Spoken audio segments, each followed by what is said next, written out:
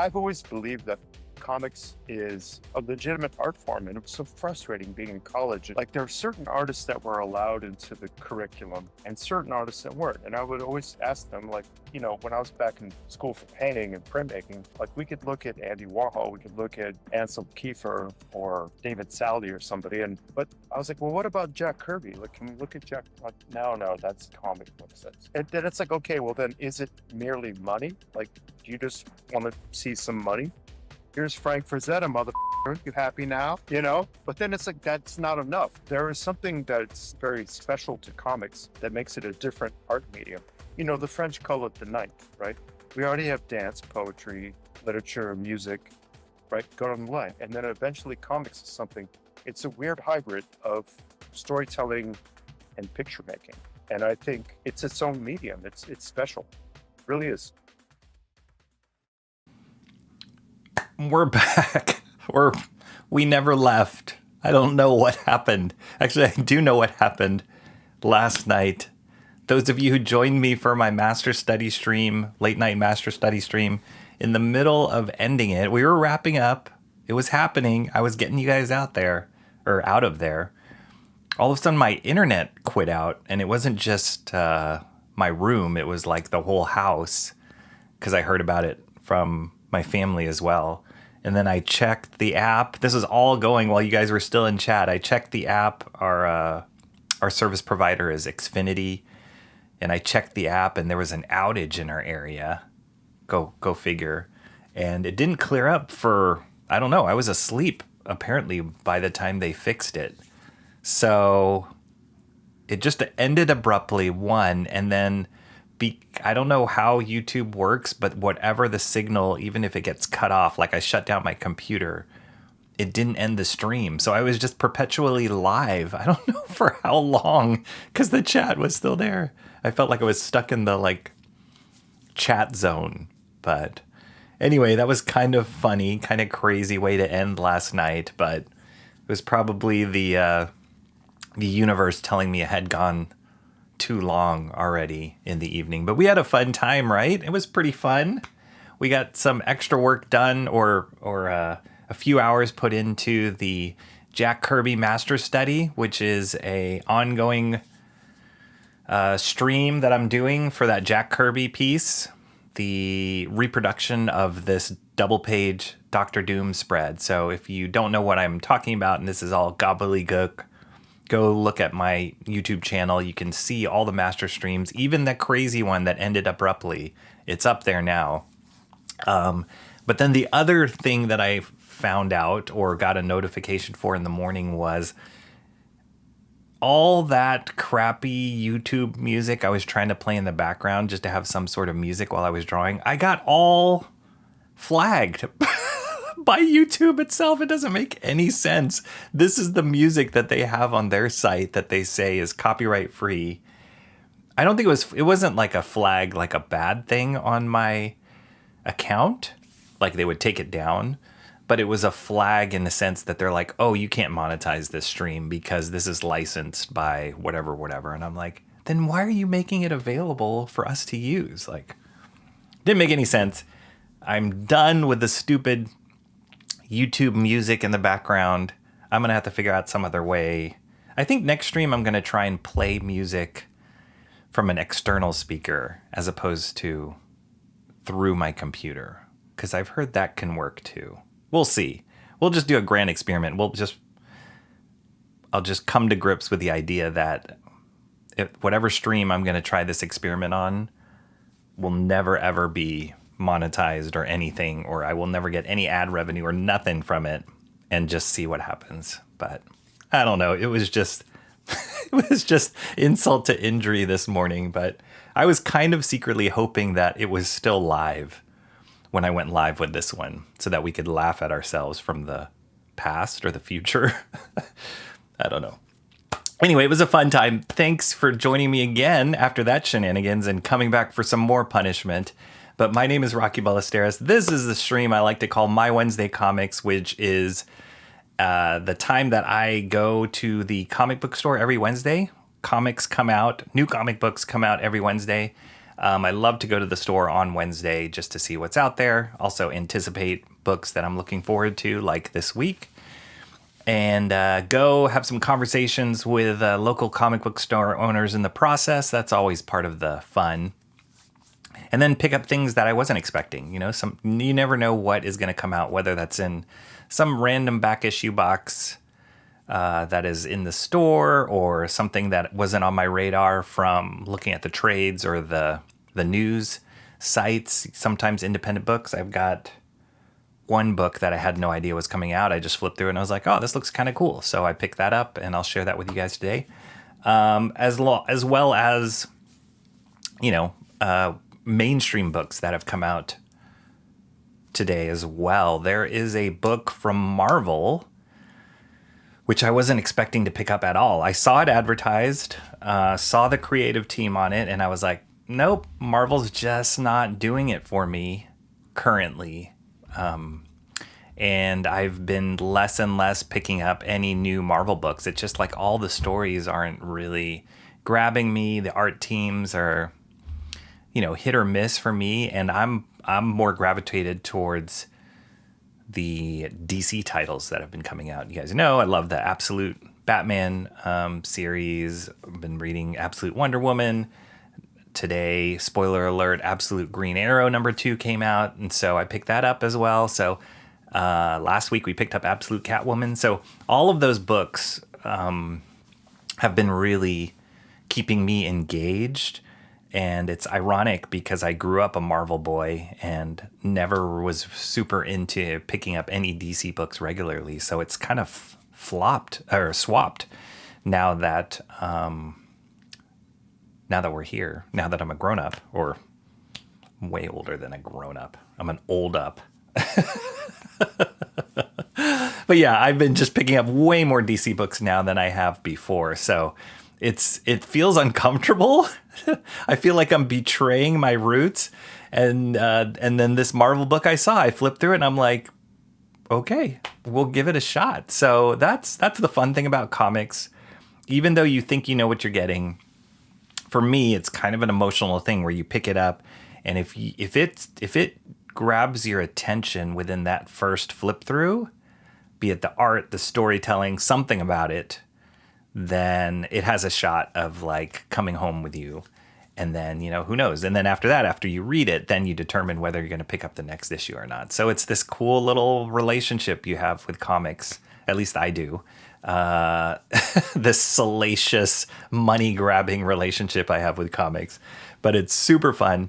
And I'm so glad you guys are here with me this week. We've got a lot of great books that came out, and what we'll do is we will flip through them. I'll introduce you guys to them. We'll flip through them together, and I'll even just kind of, what I do is just comment live on why, what interests me in a book as I'm looking through it. I oftentimes don't even like to look at these comics closely until I come here on stream with you all, because I like that first exposure, that first reaction is kind of fun to do on stream, as opposed to reading the book and then going through it with you guys.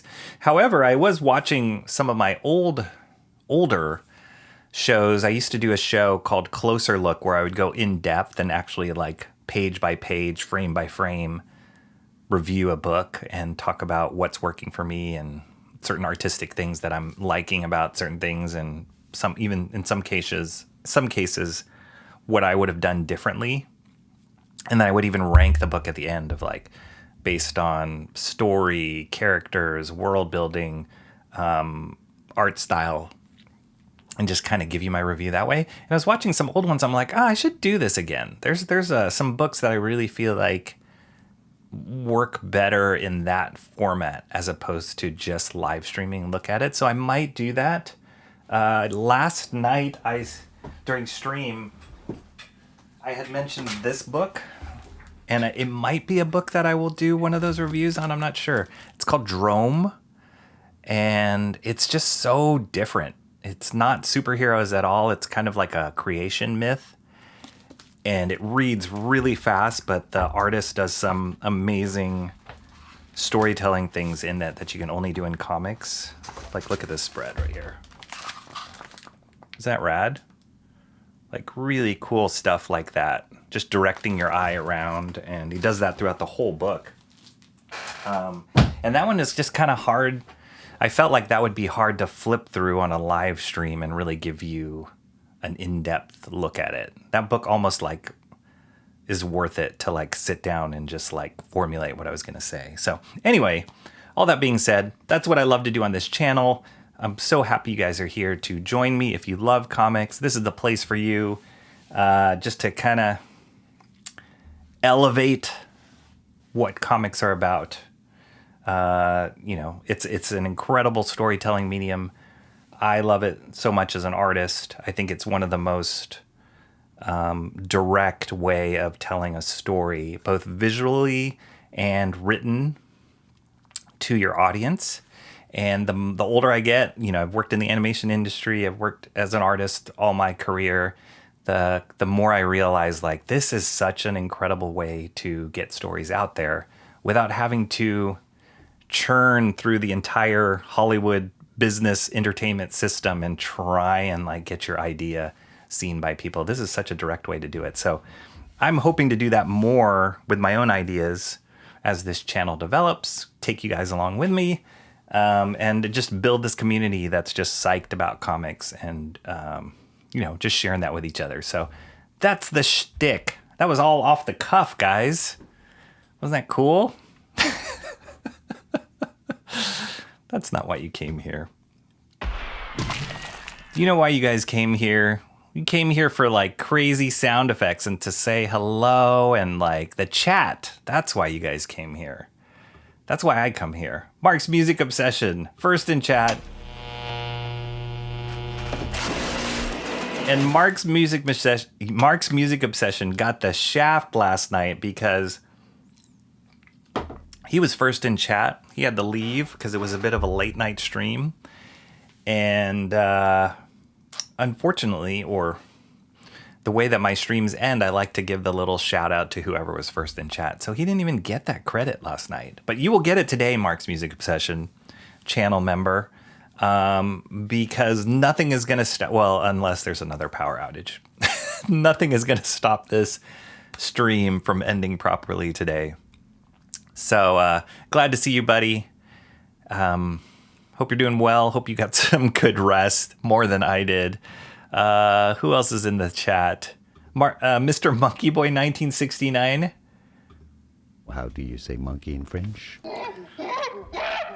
Mr. Monkey Boy 1969 had a amazing link he posted before I went live here. It was a link from Stewarding Books, which is a great source to buy, I guess, art books in general, but Stewart Ing kind of focuses on comics and animation books based in LA, I think Torrance, California. So I've ordered plenty of stuff from Stewart Ing's from Stewart Ing's books. I've been to his store, not the new store. He has a new store now, but I've been to his old store, his old warehouse, and it's amazing. It's just, if you're ever in SoCal or LA area, go visit Stewart Ing Books. And he's a big champion of like, not just American books, but like European, French, bande dessinée, all that kind of stuff. So if you're into that, which I know Mr. Monkey Boy 1969 is, that is the store for you. But he posted a link for an art book that's coming out by this animation artist. He's a character designer by the name of Nico Marlet. And I said this in the chat, but I already ordered that book, Mr. Monkey Boy 1969. The second it went on pre-order, I was like, boink! Because that animation artist, I don't know him at all, but I've followed his work for sure, and he is incredible. He's one of the most sought after, unbelievable character designers in the animation industry. So after I catch up here on chat, before I get into the comics, I do have a few books that has Nico's artwork in it that I'll share with you guys. A little detour for us from comics, but he's incredible. His art style, yeah, he's just amazing with like his shape language and personalities. And you guys, if you've watched any kind of animated films out there, you have seen Nico Marlet's work. So we'll go over there. I have a few books that are kind of cool, but the link that Mr. Monkey Boy 1969 put out there is actually a book that's just all about Nico's work. So it's going to be awesome. I'm excited to get that. Let's see. Who else is here? Timmy Mello. We missed you last night, Timmy Mello. And the Guardians are headed to October. Timmy Mello. So last night I was talking about this one streamer named Urbex. Let me look it up. I keep guessing his name, and I should just freaking look it up.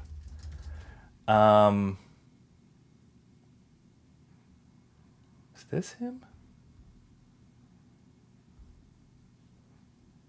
Oh, maybe this is him. So the reason why I thought of you, Timmy Mello, yes, his, here, I'll put the link in the chat. This is the guy. He is based in Cleveland. So that's what made me think of you, Timmy Mello, because I know that's your neck of the woods. But he's a guy who kind of explores, he live streams and explores like abandoned buildings, haunted houses, I don't even know what, in Cleveland. And it was kind of crazy. I was telling the chat yesterday that it was totally random that it got suggested to me in my YouTube feed. And I watched one of the videos that happened to be live while I was out for a walk. And it was so scary and kind of creepy. And it was like, I was like, why do people do this? Like, this is insane. Like, he felt like he was going to die. I guess that's the appeal of watching it.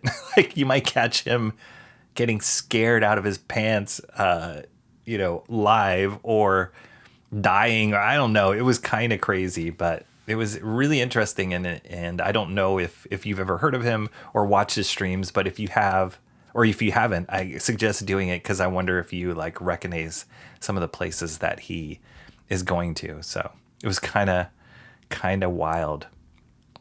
Who else is here? Rose on third. She's alive. Roses are Or red. awake, I should Violets say. are blue. How are you doing, Rose on third? You missed some shenanigans after you went to bed last night. I know those late streams. Everybody says late stream, and then everybody's like, I'm sleeping. So, yes, it was fun. It was fun, and you guys can always go back and watch it. Watch how it ends. Watch how abruptly it ends. It was kind of crazy. Rose on third says, I had a little extra coffee, Rocky, but I don't make guarantees either. That's okay. I didn't get my afternoon coffee yet. Usually I get it usually I'll drink it like 3:30, 4. So I haven't had it yet, but I did. See, I need to get brand placement. I talked about these yesterday. I did pull these out again. These are basically Trader Joe's versions of Snicker bars, but tiny ones. And that gives me a little boost. So I ate a couple of those already. Rose on third is asking, I think I should go with Roman numerals for the sevens. Thoughts? So would that be Rose on third and then 777? How would you write that in Roman numerals? Did you already figure that out? I don't even know how you write that. I can only go up to like 20. No, that's not true. I can go to 21 in Roman numerals. So yeah, how would you even write that? It's going to be a bunch of like V's and X's, maybe. I don't know. Rose on third says, I was a bit bummed that I missed Steampunker last night, but I also like sleep.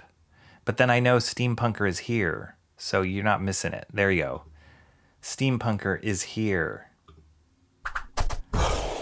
You won't miss her. You won't miss her. She's here. She made it. She was witness to the stream that ended all streams last night. Jeffrey Beats also coming in again. 10% bogan, 50% bogan, 100% bogan. How are you doing, Jeffrey? Now, because it was 1:20 in the afternoon when I was streaming, so I'm assuming it's reverse for you. Is it in the middle of the night for you, Jeffrey Beats? I guess I could always look that up, but always great to see you here, sharing your love for Mean Gene. Jeffrey Beats and I, we've got that absolute Batman connection, so we're kind of sharing a lot of information back and forth, or a lot of links back and forth on Discord. If you want to be part of my Discord channel, I will quietly mention it here. I do have a Discord channel. If you're interested, anybody can drop the link who's already part of Discord, drop it in the chat. But we continue on our conversation.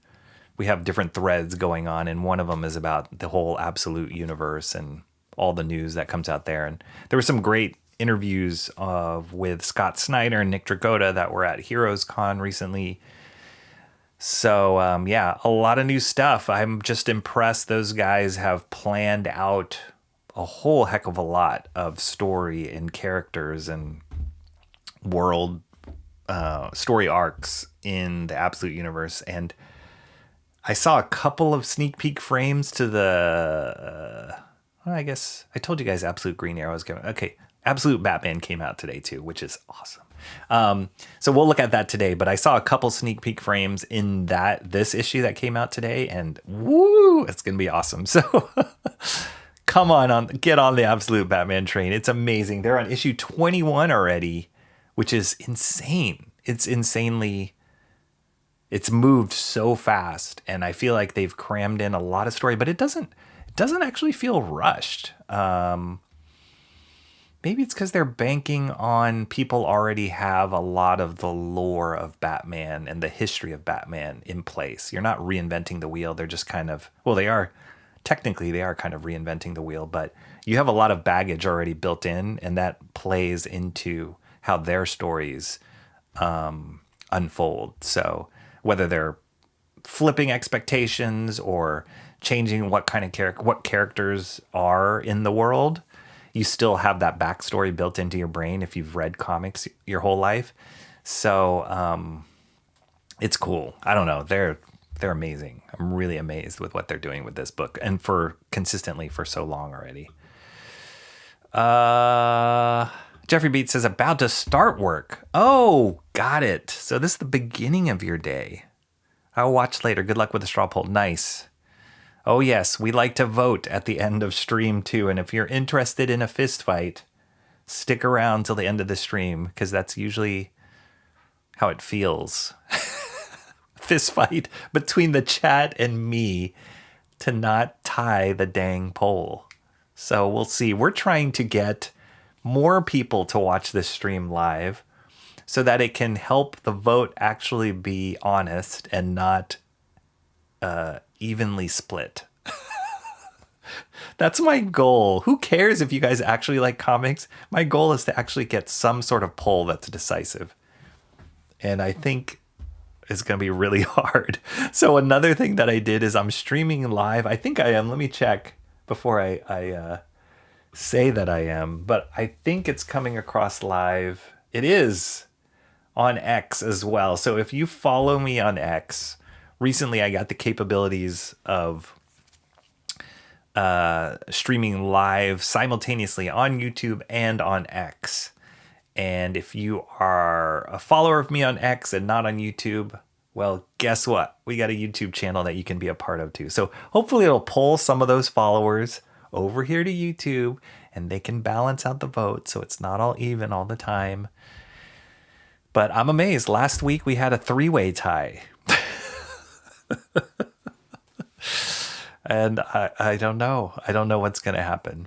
But, I mean, I can kind of figure out what's going to happen. Steampunker, we already said hello to you. Hello, hello. Mark's Music Obsession has a call. He'll be back. Nice. We said hello to Mr. Monkey Boner. Yes.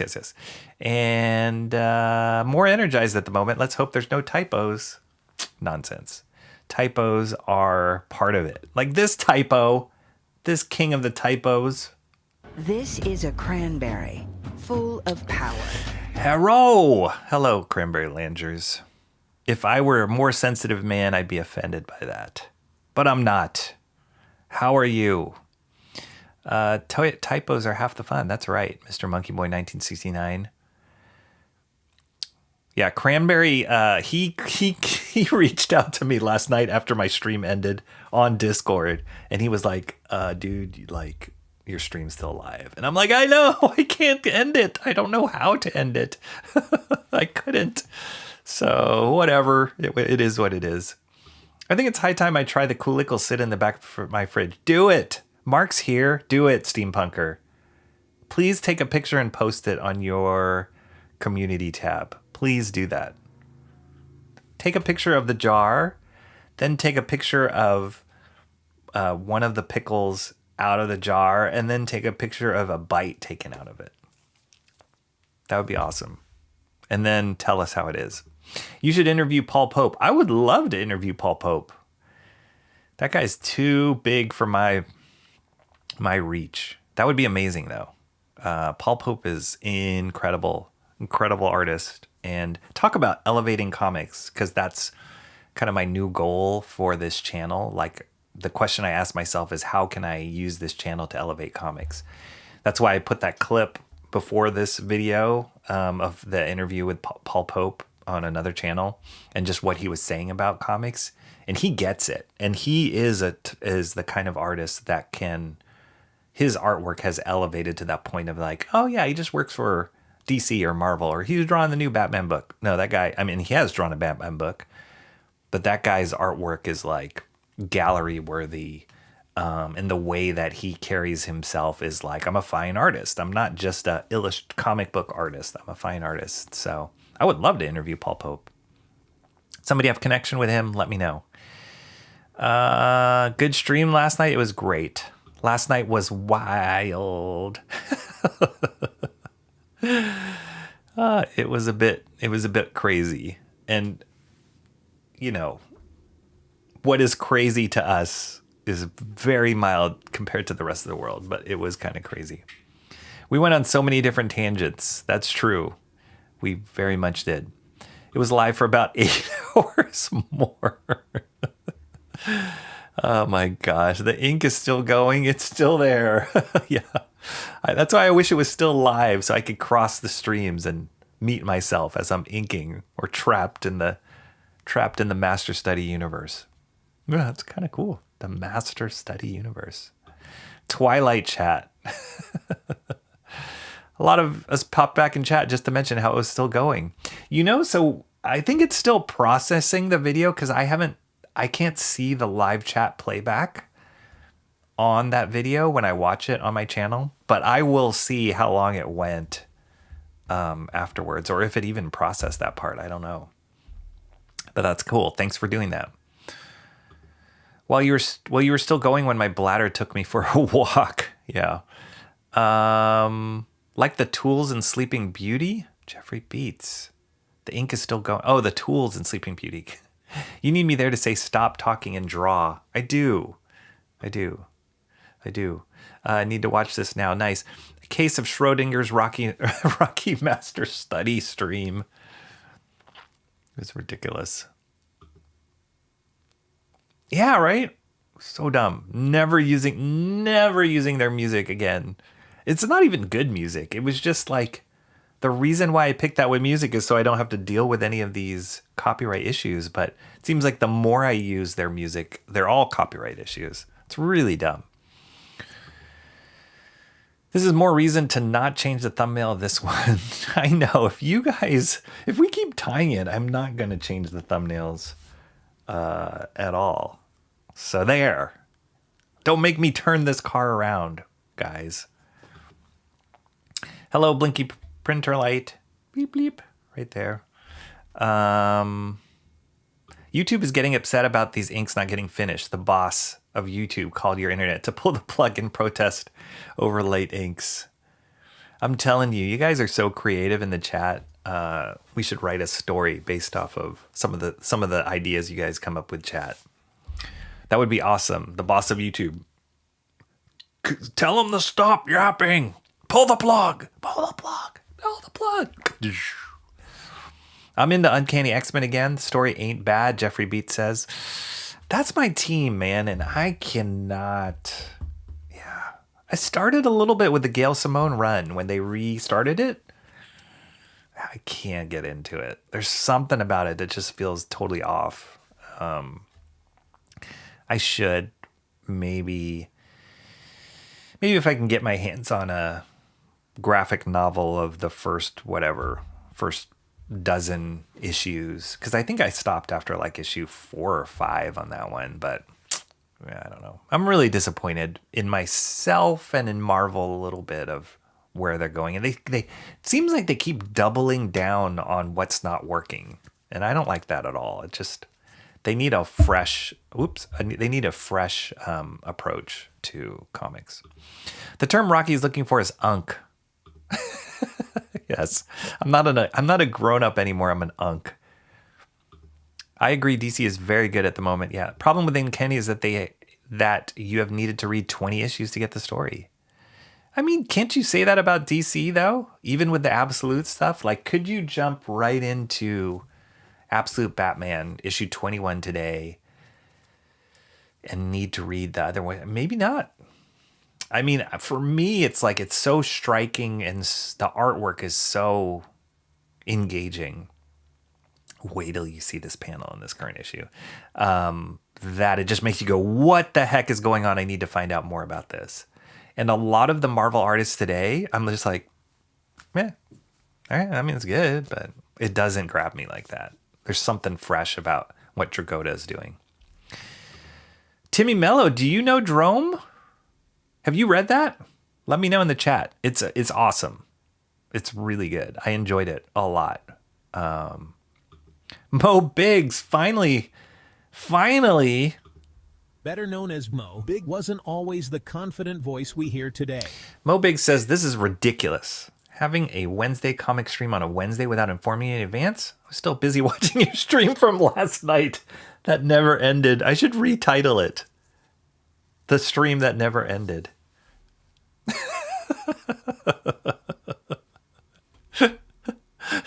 You're just sitting in a dark room, staring at the spinning circle, writing, anybody there? Haha, pig feeder lady. Speaking of which, if some person shows up in the chat, if some person shows up in the chat, he was here, or she were there yesterday. I told them, if they come into my Wednesday comics, if you guys know how to get into contact with some person, if they come in here, I will show them Pig Feeder Lady. Because he was like, what's Pig Feeder Lady? Don't you want to know? I've been reading a lot of digital comics at the moment. Yeah, I'm still not one of those that can get into it. What off the cuff shtick did I just miss? I was just recapping what happened last night. Hollywood, where the streets are paved with mold. Oh, yeah, I'm not a big fan of Hollywood right now. We were just talking at the comic book store with Frank. I went to Amazing Fantasy this morning, and another buddy of mine I ran into, which was awesome, old friend. We were talking about movies, and I said, oh yeah, I saw the He-Man movie, and he had just seen Disclosure Day, the new Spielberg movie, which I really wanted to see in the theater. Like, based off the trailer, I was like, that looks cool. It looks like classic Spielberg. UFOs, mysterious alien language, the characters, the trailers looked amazing, the actors seemingly amazing. And he was like, He was like, if you see it in a matinee or maybe streaming. I was like, really?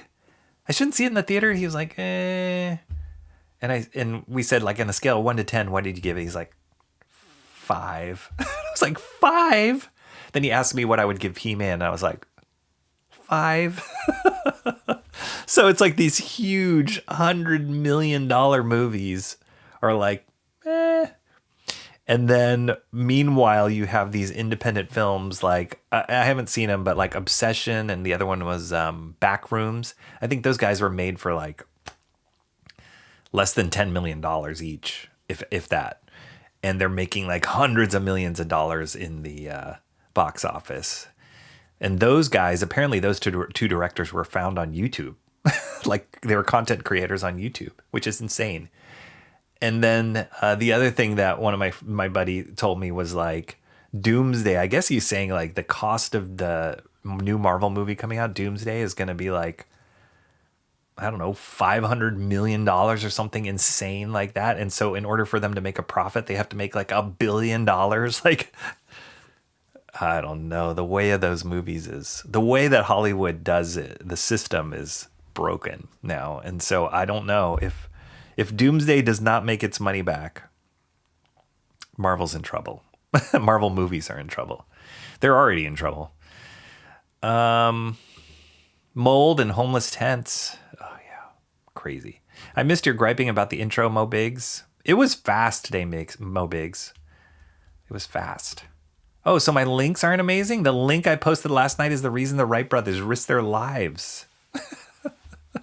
Mo Biggs gave us a fun link for Australia's Prime Minister talking about loving flying. I don't know, it was so random, but it was funny. Mentioning informing you in advance might lead to a segue into Discord. Too late! Discord gives the automatic notification when I go live. Never stepping foot in that loony bin called California. Mr. Monkey Boy 1969 says...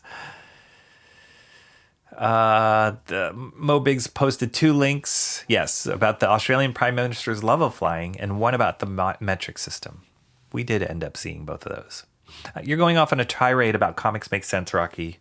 That's also something we come for. Nice. Yeah. Take that, comics. Mo Biggs says, I hate missing tirades. Let's talk about Kitty Pryde. Cranberry will go off. All caps will come out.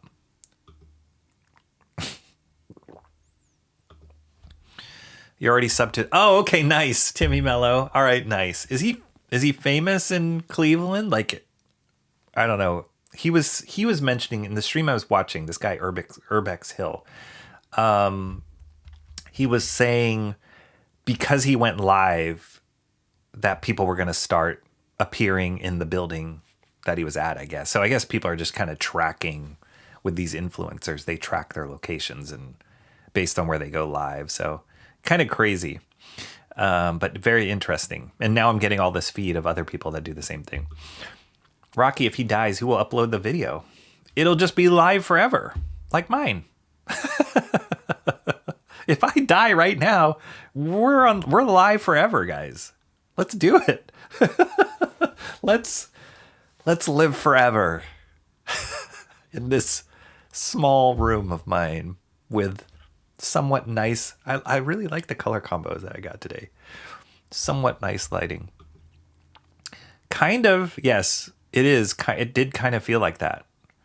And I also feel like he knows his audience enough and what's gotten him popular. So he'll say things like, oh guys, wait, I hear something. And you're immediately like tense because you're watching this live. Who knows if he really heard something, but the fact that he said it makes you go, oh shoot, something's happening, run. Like everybody's in the chat like, turn around. So it's kind of cool.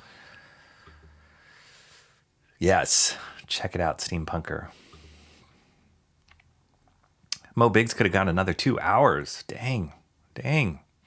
Actually, that would be me, Rocky. I always ask for late night streams. You do, and I will give you credit. You hang on to the end, Steampunker. So, at least I know there will be 1, if not 2, people there if I'm going that late. But the fun thing of going on at a different time than I normally do, or late night, is you get new visitors. Because a lot of times people who are night owls or are just like doom scrolling or whatever, like they'll just jump on in anywhere because it's like, oh, there's only one guy streaming right now live, so might as well just join. So I've had that happen a couple times. Oh, is that how you write 777? Is it? Is that how you write 777 or just 777? I mean, that I know that's the number 7 3 times. That looks kind of cool. That does look kind of cool. His videos have been pretty wild. I actually did go to Helltown on my own once. What is Helltown? What is that? I don't even know what that is. Okay, let's see. 7. Yes. Rocky knows 7 is a smaller number than 10, right? I do. Sleep is overrated, but I do love the Ralph Wickham quote. Oh boy, sleep. That's where I'm a Viking. I still get the Bogan audio tag, Jeffrey Beats says. It's forever, Jeffrey Beats. We can't change it. It's not like your profile name. That's it. That's all you get. Or maybe I could think of some sort of tier. If you become a higher level member, then you can change your audio. Huh? First one's free. The next one will cost you. I'm a drug dealer of audio clips. How's that? It would be Rose on third 7, maybe. Rose on third 7. Huh. Maybe. Time here is 7:40, Jeffrey Beat says. In the morning. Yes. There you go. That's what I was thinking was going to happen. That looks crazy. So maybe it should just be the 7. Or the 7's that the way that Mo Biggs listed out. But that looks crazy. That looks like you are an ancient relic of Roman times. Maybe I could do 12, Rose on third 12, XII. Rose on, because people read that as Rose on third XII. Rose on third. I don't know if they'd read that as 12. I don't know. We're getting complicated here. Overcast and Mean Jen. If Lindsay ever snaps and goes haywire, she should change her name to Rose on third 491. Rose on third 491. Rose on third. I don't get that. I'm not getting the reference. I also know about Central High School, which is the second version of the school. First version was torn down, but it was the place where, in real life, Lex Luthor John D. Rockefeller attended as a teen. Oh. So are there that many? According to the one stream that I watched by this guy, he said there's like tons of abandoned buildings in that area of the neighborhood. I can't remember if he said East Cleveland or something, but he said there's tons, and it must be true if he's made a whole channel out of it. But I was like, wow, what is going on here? Like, you would think in a town it would be maybe one-ish, maybe 2 or 3 different creepy places, but he just said there's a lot. Absolute Batman is great. I can't wait to see Batman versus Joker fight. That's happening in this issue today. Yes. One Beyond 70 times... Oh, that's too obscure. I mean, all of our names, all of our profile names with mixtures of numbers is already obscure, but that's a stretch, Mo Biggs. I thought you were joking, and then I looked it up. Guess I'm the idiot this time. For the Roman numeral? Typos are fun until what you're saying stops making sense. Yes. Here, Hero is Japanese, so you shouldn't be offended. Plus, it's a scary movie for... I'm offended. I'm offended that you don't think I'm Japanese. Yeah, that's offensive. I identify as a Japanese. I don't think they call themselves a Japanese either. Steampunker says, actually, Mark is on call, so I'll wait till he's back to try and chat in the chat to try them. Oh, the cool ickles. Okay, yes, do that. I think he'd appreciate that. I admire Rocky's speech discipline. He just said Paul Pope a dozen times without a single verbal typo, calling him Paul Poop. Or Poop Pope. It's verbal gymnastics. It says something like 3 hours and 23 minutes plus. Yeah, that's normal length. So I don't know if it automatically cut. It was definitely live, like at least another hour before I went to bed after the stream ended. So I don't even know, but for some odd reason, it knew when the first drop happened and ended it there. Don't know what happened. Rose on third 777 says, I'm not sure I'm brave enough for Coolicles, Mo. I don't think I'm good. I don't think I could do a whole jar. I think I could try one. And then I will die. I went back and looked. It didn't process anything after the stream ending. Oh, okay. Okay, got it. If someone offered me one, I'd take a bite, but I'm not going to make them. Yes, same. We still need to make a story of Rocky's dealings with Pig Feeder Lady. The Silence of the Hams.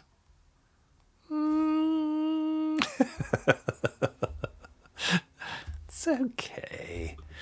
Which is sad because I had an epic full circle moment where I mentioned the classic Truman Show quote. I think it got cut off. I think that got cut off. Steampunker was talking about just watching the Truman Show, which is a great movie. So good. It was one of the movies. I was trying to think of movies to show my kids when they were much younger. And, you know, you go through all the family-friendly kind of films. And then the idea of Truman Show came up, and I was like, oh, and they were relatively young when I showed it to them, but they loved that movie. We should watch that again. They've killed off most of the cast of the X-Men by now. Did they? It was a great end to the stream if only it had ended. 86, he's not getting those master studies done in time. YouTube headquarters somewhere in the center they were at. Code 86. Well, you could ask Pope. Worst he could say is no. I wouldn't even know how to ask him. I guess I could look on his website. Katie, what? Hey, all good to see you. Get out of here, Katie. Say cup of tea. Cup of tea. No, a cup of tea. I have not played that audio clip in Lord knows how long. How are you doing, Katie? Great to see you. Hope you're doing well. It has been a minute. It has been a minute since we've seen you. Look at that. All these people saying hello, excited that you're here. That's great. Great to see you again, Katie. Thank you for coming by and saying hello. I haven't read it, but A Creation Mythology is always a fascinating read. I'm curious on Jerome for that. Oh, okay. So, Timmy Mello. I don't think I have time to look at Jerome. I could look at it a little bit today, but I really do think it might be a perfect candidate for me to do a longer stream, like a pre-recorded stream on. So, write it down on your list, Timmy Mello. I found it in my library. It's awesome. I've not been familiar with Jesse Lonergan's work before this, but he's good. And it reminds me a little bit of Paul Pope, reminds me a little bit of DWJ. So yeah, he's got this kind of loose, very energetic style, and it's perfect for the story he's telling. Katie, how are you? Miss seeing you in chat. We all miss seeing Katie in chat. Hashtag cup of tea. We miss that. The cup of tea. I think, Katie, we stopped seeing you after John disappeared too. You know, we haven't seen John in a while. Have you kept in touch with John, Katie? We only see him on Discord now. Been a long time coming. Was really missing him yesterday. It's hard. Oh, wait. What do we miss? Good, thank you. Hopefully I'll be around more now. Miss you guys. Katie, do we miss something? Hold on a second. A lot of effort put into that dedication video. Oh, geez. Something happened, Katie? Sorry if we missed that. Yeah, something bad happened to you. Sorry to hear that. Hope you're well. Hope you guys are doing. Hope you and your family are okay. It is Pride Month after all. Kitty, nice. That's pretty good. I like that. You can't hold back the pride tide, Cran. Shadowcat will not be overshadowed. Ooh, good one.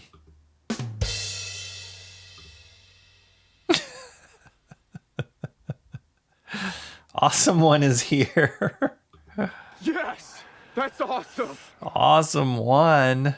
He was there last night. Also saw, I think you were there till the end. Awesome One.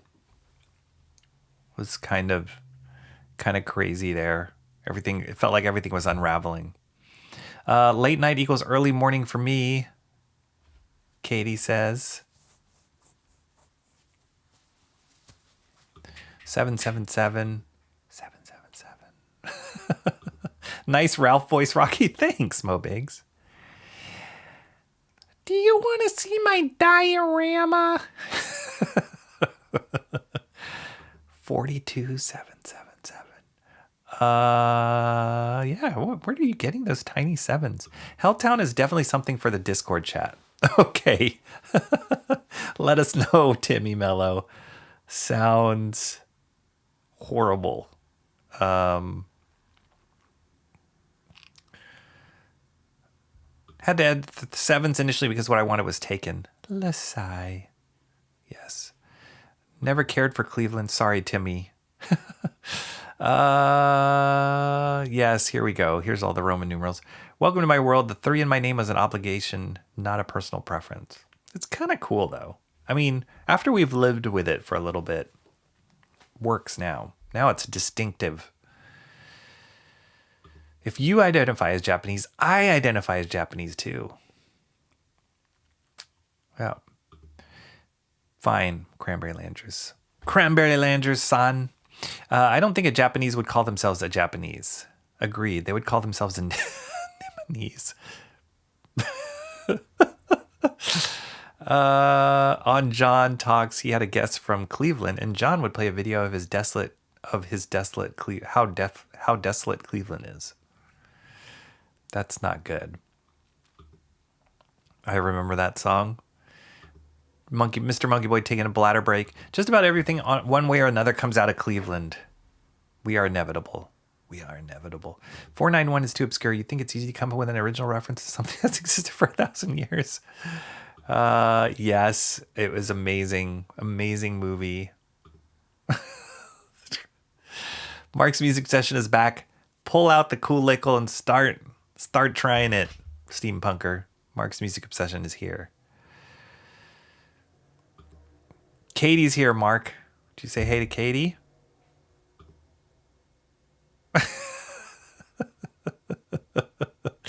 Your stream stayed live all night on a loop. That's what I heard. I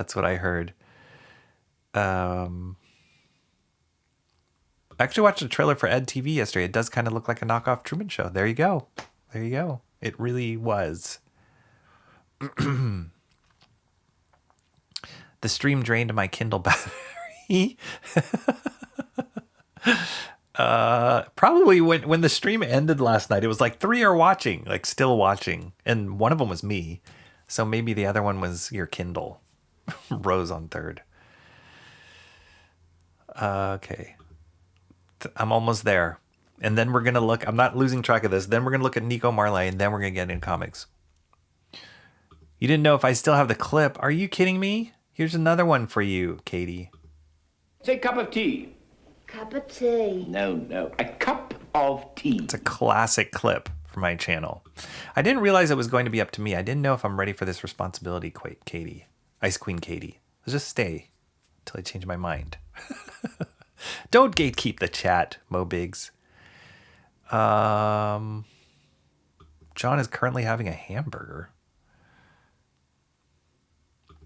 This is the first time I'm hearing about any tragedy.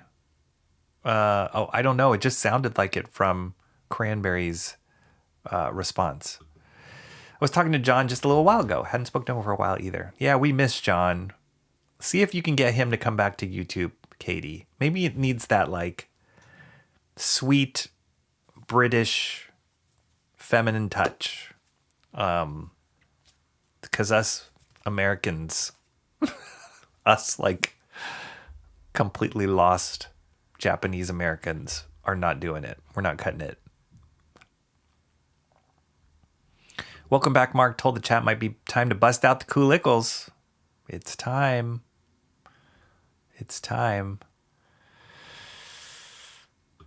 Mark's music obsession said he had one yesterday. First one in weeks. How was it? Was it good? Did you survive? I mean, obviously you survived, but was it worth it? Was it worth the anticipation? Like, how many weeks were you prepping that snack? That's got to be good after that long. I'm so excited. Like, I'm really excited. Let's do it, Steampunker. I'm waiting. Bated breath. Emo only shows up after she throws a blanket over the bird's cage. We miss Emo's tales of working at Cracker Barrel and her bird and cat. Have the post this. Might be last from this view. Oh, what is it? Is this like is this the sun's? Oh, ugh. I look horrible in this, Mark. Why am I so pink? Is that how you think I look? Ugh. Look at the comparison in color, guys. What is this? Mark, time to calibrate your TV. Plus, can you take off 10 pounds off my face? Ugh. I hate seeing myself. It was delicious, Mark's Music Obsession says. Oh, Katie did a tribute video she worked hard on for Felix Haas. Oh, gotcha. I didn't know Felix, but I had heard of his name, and I know he was active in YouTube chat world. And he passed away suddenly, I think, a few months ago. So, I did not know that. Sorry to hear that. John could chat in Discord. Link your Discord chat, Rocky. He could chat in Discord and link our Discord chat. He could. That would be a little weird, but he could. Someday we'll drag John back to stream chat, kicking and streaming. We do. R.I.P. Felix. Yes. You totally have sway. Tell him, man up, to do away with that Boston Tea Party rebellion. Come back to Queen's Kingdom. I don't know. I'm just making it up. It's the phone camera. Ugh. Gotta throw away that phone. Mark. I'm pink? Do I look that pink? Maybe it looks different. Does it look that pink? Oh, because you took a picture with your phone. Got it. Okay. Aren't Asians pink?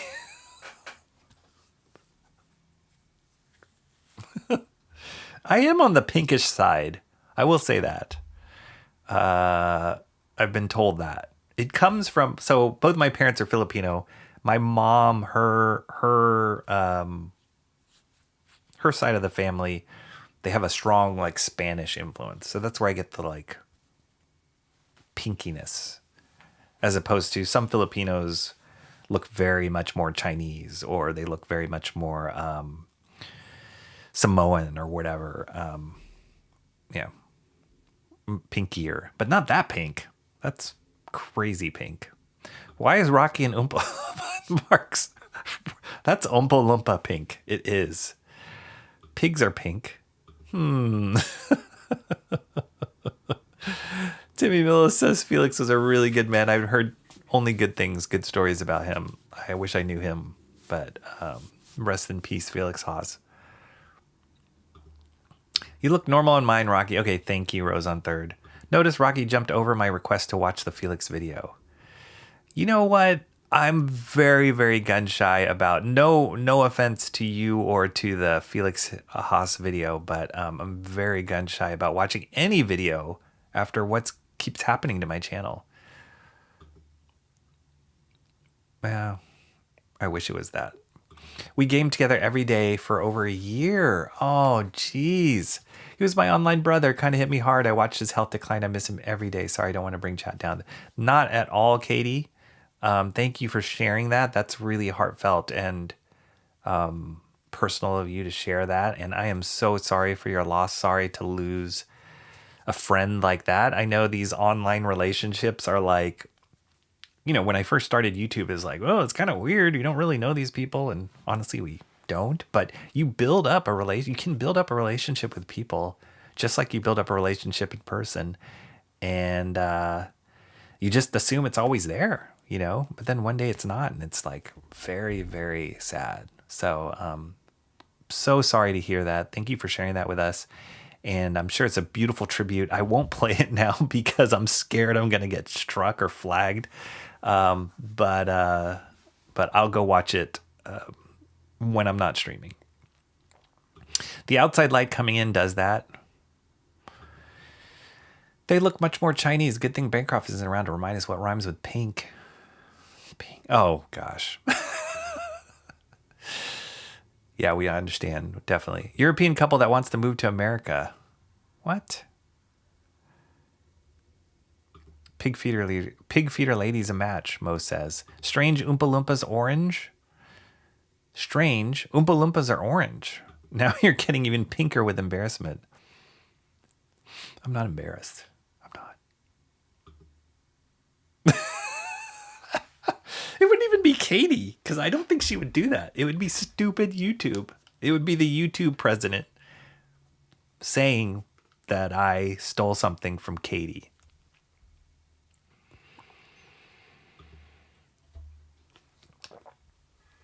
Thank you, Mark. Thank you. I am normal.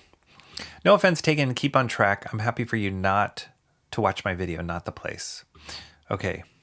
Aren't Oompa Loompas orange? Those two comments back to back totally embody what I love about YouTube. All right. Let's look at some... we hit it. We hit the end. Only an hour in, and we hit the end of chat. Amazing. Not amazing. That took a long time. But let's look. 13 people watching now. 706 subscribers. Actually got a new subscriber last night out of all that shenanigans. So, thanks to you guys. We're now at 706 subscribers. Okay, let's look at some Nico Marlet stuff because it's awesome. So the first time I was became aware of Nico's work was Kung Fu Panda, this Art of Kung Fu Panda book. I don't know if you guys are fans of animated films, but Kung Fu Panda is one of the biggest from DreamWorks. Here, let me switch views. And Nico's work is all over this. So I love these art books. Here it is. It's really distinct, his style, at least the way that he does his character designs. He'll like fill up a page like this and just come up with these interesting shapes. And he does this like sketchy line. I can't tell you how many other character designers totally like copied this style after he became not famous, but like known in the industry. But yeah, it's incredible. Just pages and pages and pages. And he's a master at shape, language, contrast, and characterization. So this was just stuff that he did. All these are like paint overs. So he would do the rough sketch and then they would have other artists like paint over it because it was going to be a 3D movie. So Nico, I'm assuming, is trained as like a 2D animator. But because this movie was going to be in 3D, they had to like also see what it would look like translating his stuff into 3 dimensions. Let me see if I can find another more. This is Nico Marlet stuff. Look at this. This is amazing. Like, look how much character is just like exuding off of these faces. And he would, as a character designer, he's just, you know, trying to come up with not only shapes to capture the character in that one image, like, okay, this is what the shape of Poe as a panda is. This is what makes him look like a panda. This is how we're going to treat his eyes. But then he would like explore how does the mouth open and what does he look like when he's angry, when he's sad. And this is what a great character designer can do. Look at these wonderful, this is just page of pandas and the different things you could do with very simple shapes. It's awesome. Yeah, this is classic Nico Marlet stuff. So when I saw it in this art book, I'm like, oh my gosh, who is this guy? This is pencil and marker that he did this. And then this is how they translate his stuff into 3 dimensions, right? With 3D animation. So a 3D modeler would take this beautiful 2D drawing and then sculpt the shapes out in their 3D software. This is what it kind of looks like with the nodes. And then we get, you know, Poe from DreamWorks Kung Fu Panda. So this was like, this is an example of like Nico's 2D drawing here and then them getting a painter to paint it to look 3D. This is great. This is all Nico Marlet stuff. So yeah, he's all over this Kung Fu Panda book. Amazing. I'll look at a few more. Even the secondary characters, so much life. Oh, look at these shapes. Love these guys. Really, really, really cool. Just pages and pages and pages of character designs. Let me just see if there's anything more. Like this. This stuff is amazing. It's like this beautiful 2D graphic design, but like could turn it in space. It's really awesome. So then this was his stuff on Kung Fu Panda. And then he took it up a notch on How to Train Your Dragon. Another great DreamWorks film. So let's get to Nico's drawing. So these are concept. Oh, look at this. This is Nico. See, it's that same, like, just fills this page with the same kind of marker renderings, pencil drawings. Insanely good. So good. So, yeah, this is a different artist here. Here it is. Look at this stuff. Beautiful, beautiful stuff. We'll get to the characters. His dragons are awesome. Here's his like character designs. Just had some great shapes and textures.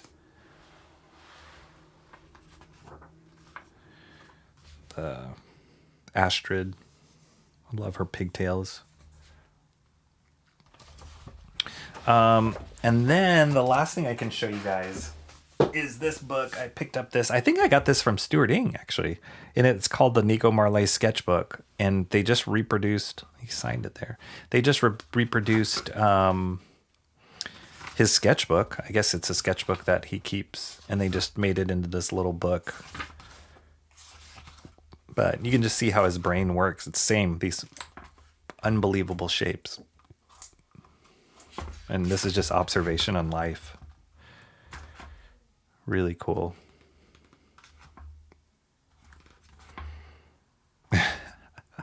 That's great.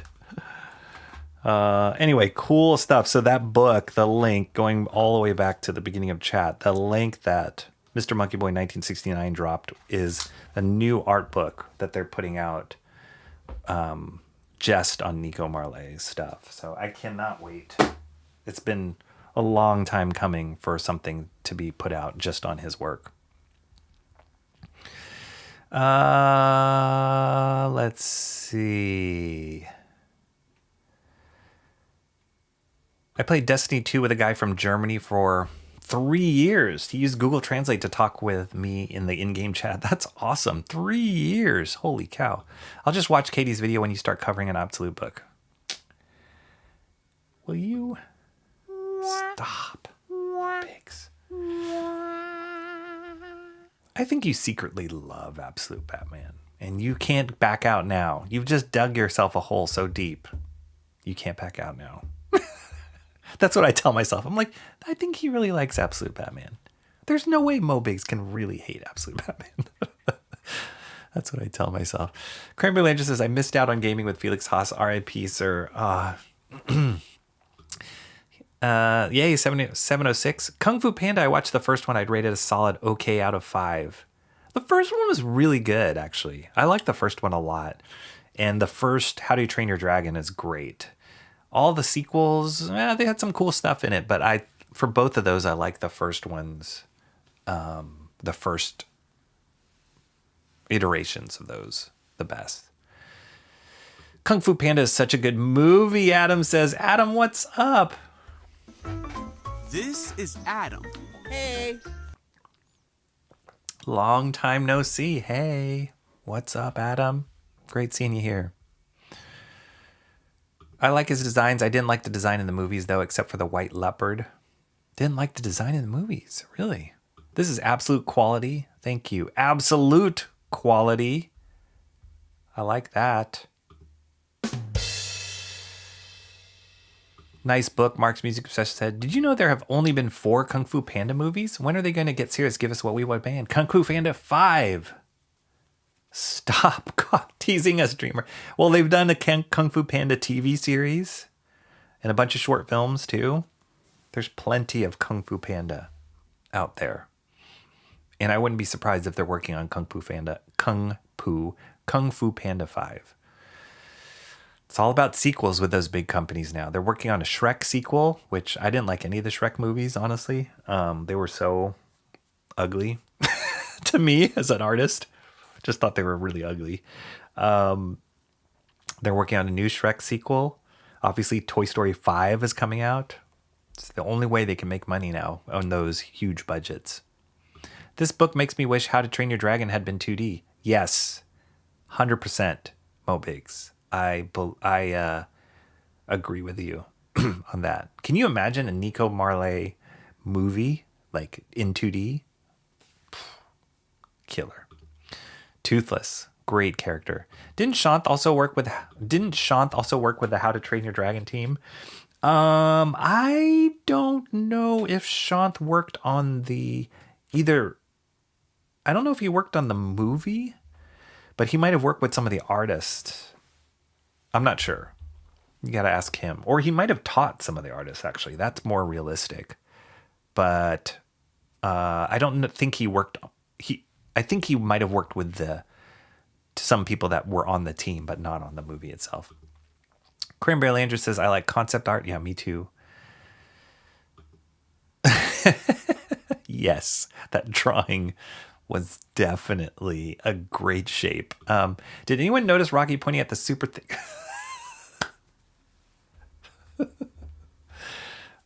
I appreciate the shape language. I'll just leave it at that. How was it, Steampunker? Did you eat? Did you eat the Kulikle? You just dug yourself a hole so deep. You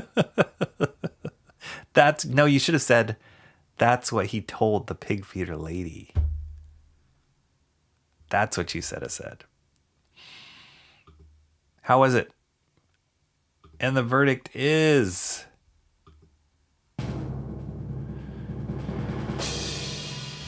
not bad. After all that. Was it good? Red all the way? Sweet and sour? I haven't seen the sequels, but Unseen. I will rate them all better than the Land Before Time sequels out of 5. I gotta go back and watch those movies. Classic Don Bluth films. I think I like the first one. I think I might have seen 2 of those. And the first one was by far the better one. Though I only added half a cup of sugar, a full cup probably would have been the way to see. I mean, I think I said 3 cups last night, but I think, yeah. So it needs a little bit more sugar, huh? Interesting.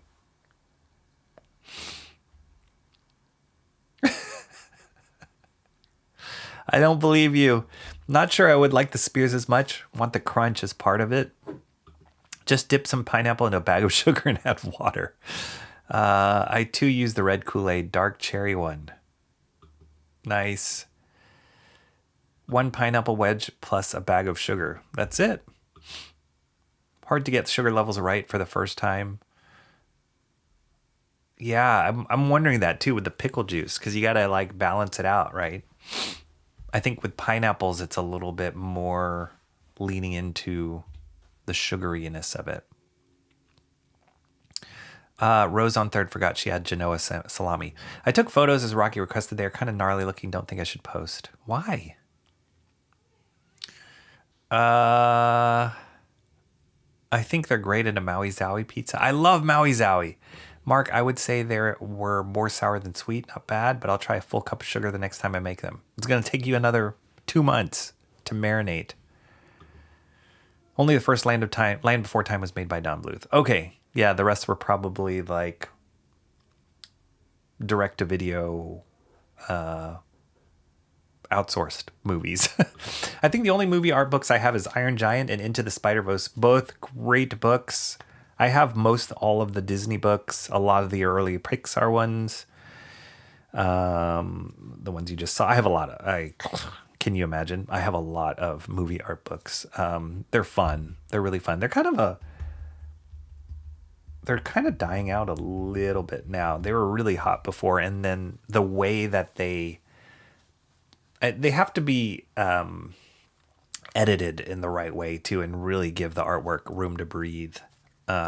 Sometimes they like just have too much talky talk in it, and I'm like, I just want to see the art, guys.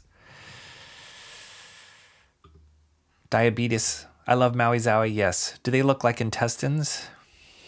The culicles? Already addicted. Don Bluth actually did make a direct-to-video sequel to one of his movies, but it was Anastasia. Wow. Are you a Don Bluth fan? I remember Anastasia. Okay, so what are we doing? Comics? Let's get to comics.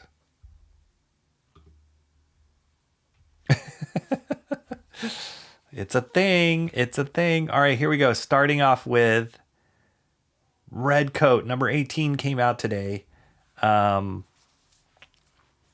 This one has won a number of times on stream. You guys like Redcoat. I like Redcoat. And it is one of the most consistently applauded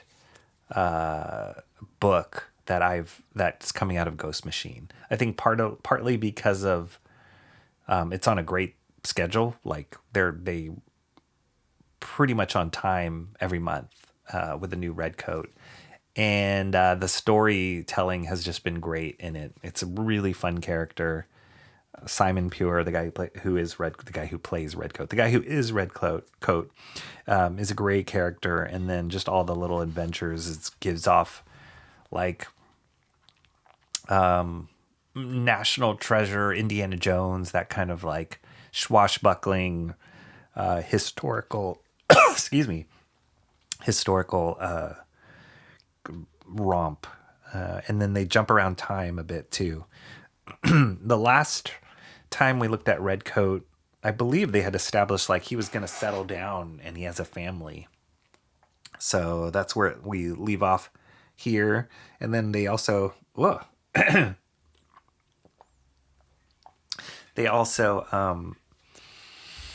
have introduced a few other supporting cast that keep appearing, like Albert Einstein. And then Benedict Arnold is another guy who has kind of the same abilities of Redcoat, where he's immortal. But he's like the villain in the story, like the counterpoint to Redcoat. So yeah, there's a lot of magic and cultish kind of stuff in here too. And the artwork's been awesome. Brian Hitch has been a great artist on this book. It's funny because I've been looking at, love the colors on this book too.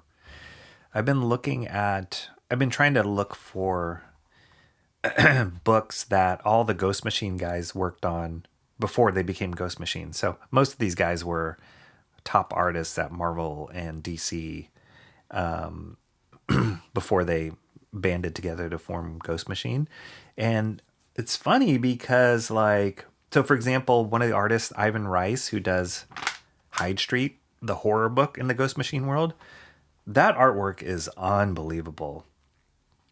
And I've recently looked at, I can't remember what it was that I saw recently that he did. I think he did a Batman story or something, and I flipped through it, and it was good. The artwork was good, but it wasn't on the level of what he's doing at Ghost Machine. So something about these guys working on their own creator books, like, I don't know if it's the way that it's being scheduled, because they're pretty,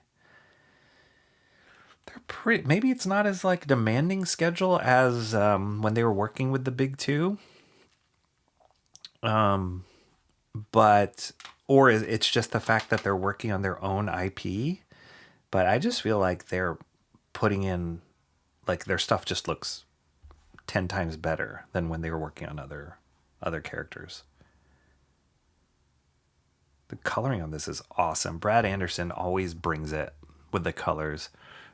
Just give you a quick reason why I love it. Like, there's this like warmth here that's happening. Nighttime scene, the kid's bedroom, tucking him in, beautiful, like just kind of cozy, warm colors. And then Look at this beautiful, cool tones here to like pop that up in the foreground.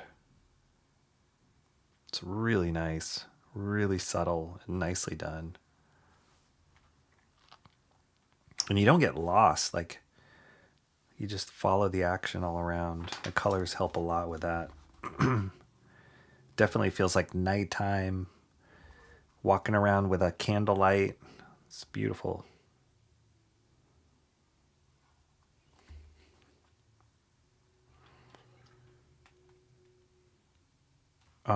Maybe I think I have a book that Brian Hitch worked on. Yep. So this was something I got in my library. I haven't read it yet. It's Ultimate Invasion, and Brian Hitch, same artist, is the artist on this. And it's cool. I mean, it looks cool. Maybe the coloring is also... It's a different colorist. Yeah, I don't know. I guess I got to read the story before I can really make a definitive comparison, because the artwork looks great here. Look, it's Redcoat. But yeah, he's just killing it on... Yeah, that stuff looks good. What am I talking about?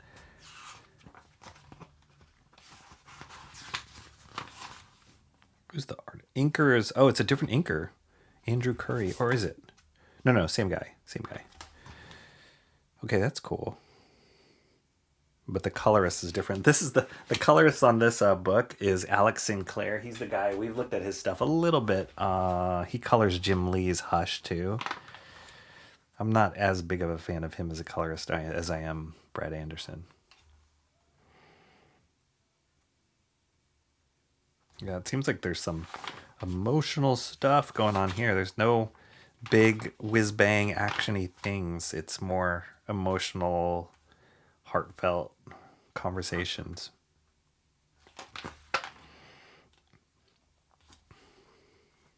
There's Benedict Arnold.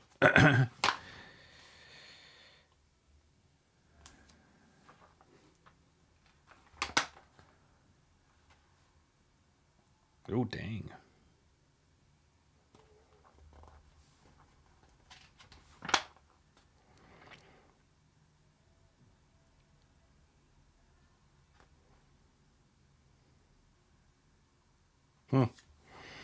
That's cool. I guess his wife took the kids and left. There's great writing here. She says, I cannot raise our children in the shadow of something I do not understand, or that I cannot protect them from. So I'm taking them somewhere quiet, somewhere small, somewhere time still behaves as it should. Because I think he told her, like, hey, I travel time and I've been alive for centuries. She says, if there is a part of you that still belongs to us, find it. Margaret. Dang. It's great. Great writing on Redcoat. And then they leave you with this. Who wants to live forever? Not Simon Pure. Not anymore. Yeah, it's great. Great character. I think I saw, or might have shared with you guys, or maybe it was on Discord. I can't remember. But they're working on a feature film for Redcoat right now. I don't know how far it is in the production process, like whether it's greenlit as like it's gonna happen or they're just developing it as a movie, but easily I can see this being a live action movie. Concept is great and has a lot of depth to it. So has not missed a step. Redcoat, number 18.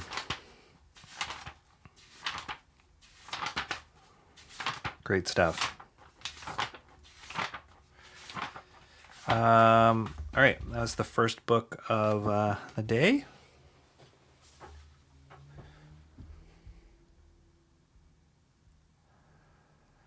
Redcoat and Hellboy could be a crossover. It could definitely kind of live in that very similar world. Redcoat, so far so good. Are you going to try them for the 700 mark? The Coolicles? For 700? Maybe that's what I should do.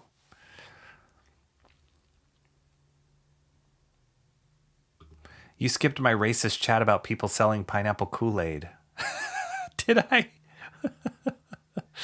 If I did, good. Someone.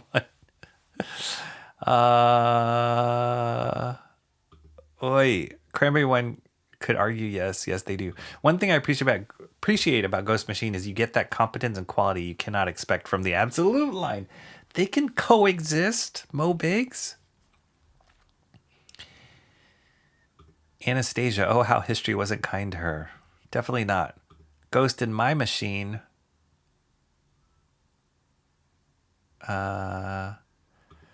You know you're in for a good time when Rocky refers to a book as a romp. Boomer.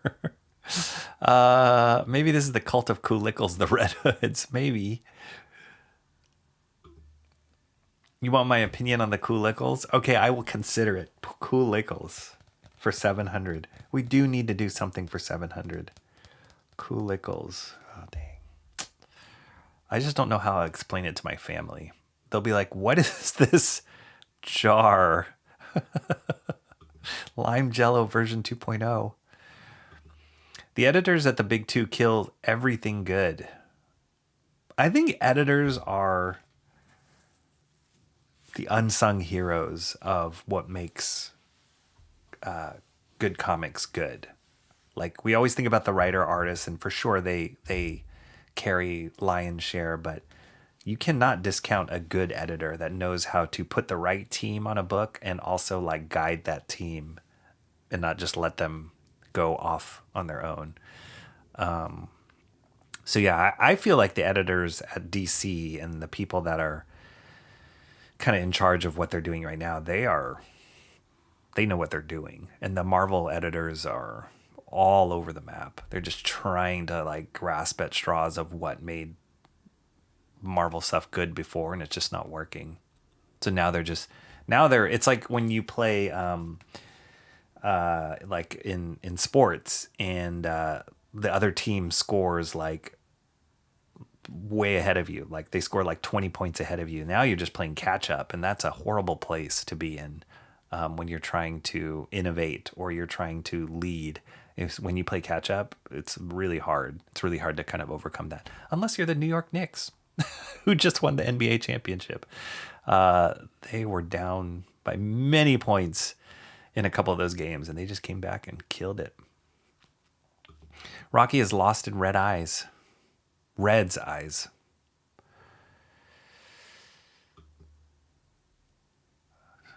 Talking about Michelle? Yeah, tell her we said hello. Red Romance. Who wants to live forever? Art looks great. You can tell artists save their best work for their own IPs. Look no further than East of West in comparison to slop like Absolute Batman. I mean, East of West is awesome. It is awesome. And if those of you don't know, it's referring to Nick Dragotta's artist on Absolute Batman. He was one of the original creators, or one of the co-creators of East of West. Yeah, I'm curious. I'm curious for people who don't read comics, but it's a concept that could totally work. So hopefully it does well, or hopefully it gets through the development process. Yes, the Coolickles. At this point, Rocky should just make a Coolickle emoji. Didn't I write down a list? The other, I haven't gotten to it. The new emoji. This was my list. Starving cat number 2, Kiwi baby, coughing. Coolickle. I think Coolickle is pretty good, guys. Good suggestion. You can do a sugar-free version using sugar-free Jell-O, Rocky. Then they are Jellicles. Really? Is that what they're called? Rocky, do a video of you selling Coolickles at the zoo. We'll call those Zoolicles.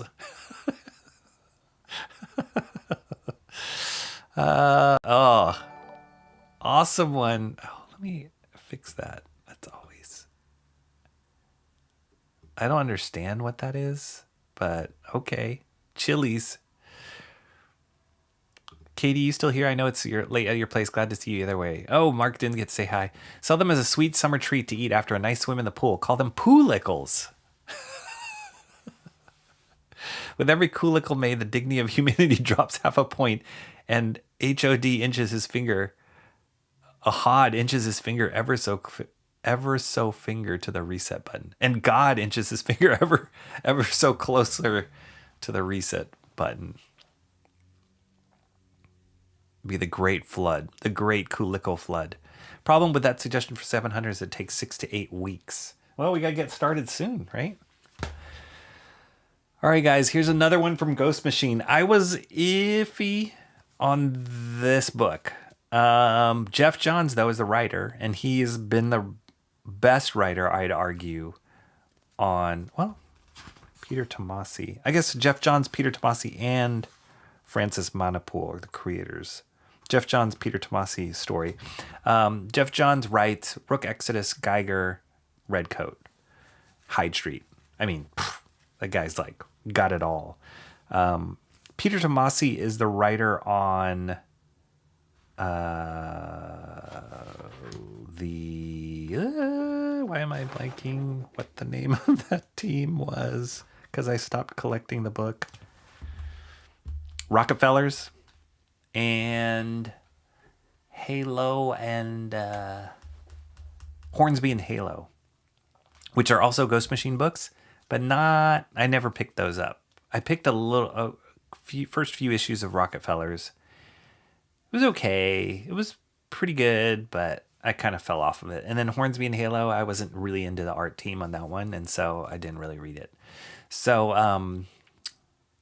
yeah, $1 Trillion Kid kind of lives in that same universe, or there's going to be a big crossover with Rockefellers, Hornsby, and Halo. They're all kind of part of that side of Ghost Machine. So when they announced the $1 Trillion Kid, I was like, oh, I don't know. So it's some sort of crossover event labeled as the Unbelievables. Issue 1. I'll give it a shot.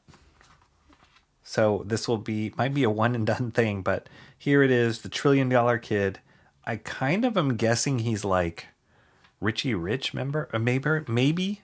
I don't know if you guys remember that cartoon, but he was just a kid that had a lot of money, could do whatever he wanted. Richie Rich, and then the other show I'm thinking of is like Silver Spoons, which was a crazy concept now if you think about it. But Peter J. Tomasi and Jeff Johns are wrote the story. Stefano Simeone is the artist, who I don't know who that is. I don't think I'm familiar with their work. So yeah, it has this kind of more painterly style, kind of cartoony style. The colors are crazy on this. There's a lot going on with the colors.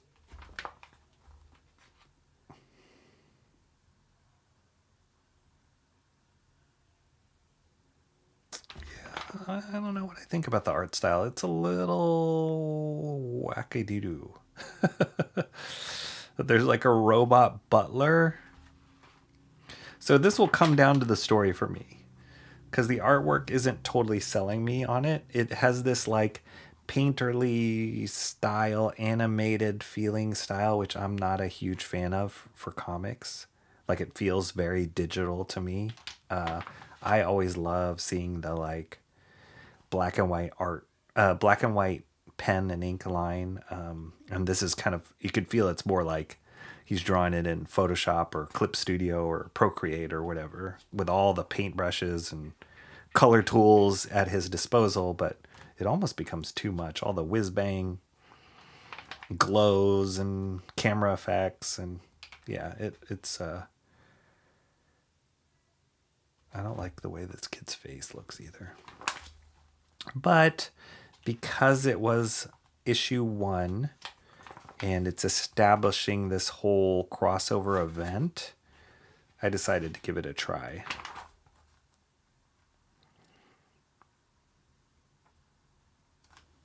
That's a lot of pink. It's almost like my lighting sometimes behind me. Pink and purples.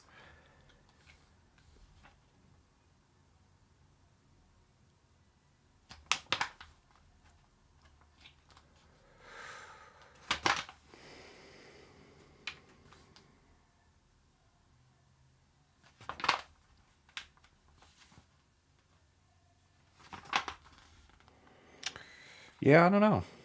We'll see. So it seems like, oh, I guess they're jumping around between books to continue the story. So let's see. Let's read a little bit. Let me read a little bit about who this kid is.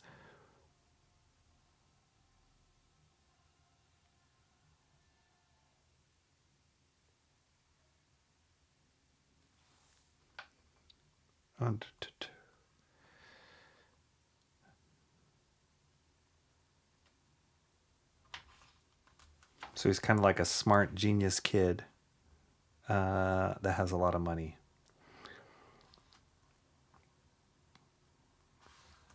Yeah. We'll see.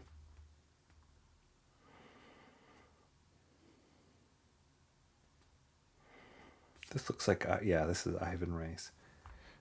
Mad Ghost. I think that's another book that's coming out later, but it seems like, oh, I guess he made an appearance in this book. Interesting. Okay, well, we'll give it a shot. We'll see. Artwork's not my cup of tea. Katie's still there. But I'm willing to sit down and read through the story to see if it grabs me. But if I'm not hooked by the end of this issue, I'm not going to keep picking this up. $1 Trillion Kid. I wish it looked like this. This is cool, this cover. This cover was done by Francis Manipul, who's the artist on the Rockefellers. And he also has an amazing YouTube channel. He like films his stuff so beautifully of him working. And he has some process stuff of his creating comic art. He does stuff traditionally too. He's awesome. Really, really good artist. So I kind of wish he drew the whole thing, but I guess he's just busy on, probably busy on Rockefellers that he can't take on another book. But there you go. First issue, The $1 Trillion Kid, the next line in Ghost Machine's world.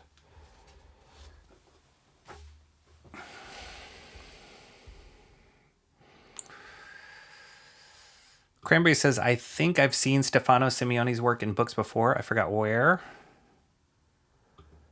Toy Boy and Cyber Frog and Cyber Rad. It does remind me of Toy Boy and Cyber Rad. Cyber Frog doesn't remind me of Cyber Frog as much, but definitely Cyber Rad and Toy Boy. Wow, those are some obscure references there. Awesome one. Well done. Let's see. Pool Lickles sounds disgusting. I do like the Zoo Lickles idea. There are pickle-shaped things in pools. Yes.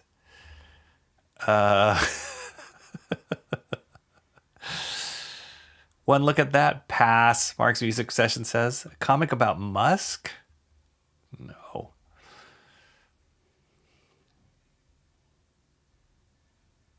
One of the reasons public schools all close is the tech advances to it were determined if people use pool as a potty. And that's a resounding yes. Reminds me of Continuity Comics Toy Boy. There you go. But with worse art. I agree. For those of you who don't know, Continuity Comics was started by Neil Adams. And he did a book. I think he was the artist too on Toy Boy, wasn't he? But it was like a kid and he had all these inventions. They were like giant toys, basically, that he created. Richie Rich. Basically young Bruce Wayne without the tragedy. Richie Rich was a cartoon too, yes.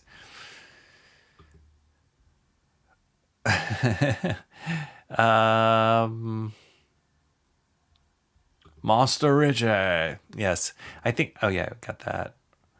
I recently watched Richie Rich with Macaulay. Oh yeah, they made a movie off of the cartoon. Was not good, but it did star Macaulay Culkin.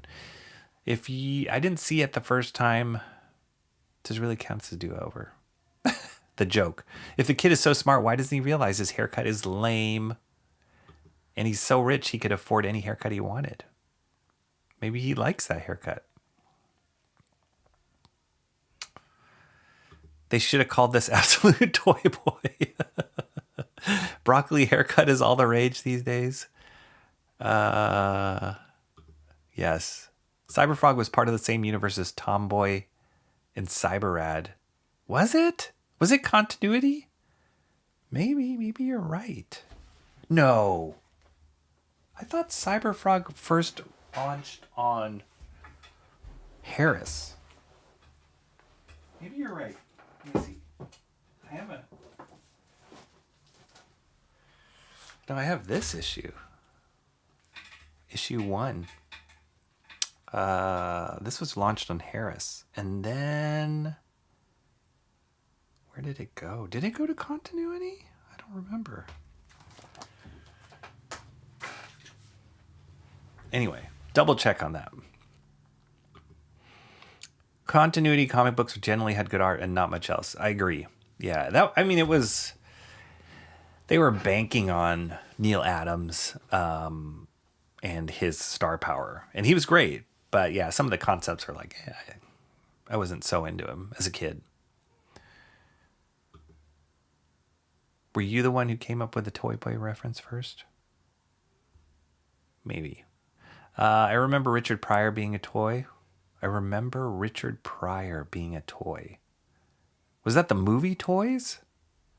I thought that was Robin Williams. Was Richard Pryor in that movie? You enjoyed the Richie Rich movie? Okay. Cyberfrog was not continuity. Yes, Harris. Continuity did have Megalith, and there was recently a big crowdfunder for a Megalith comic that apparently had nothing to do with the original. What? Okay, now I'm confused, because I just pulled out this issue.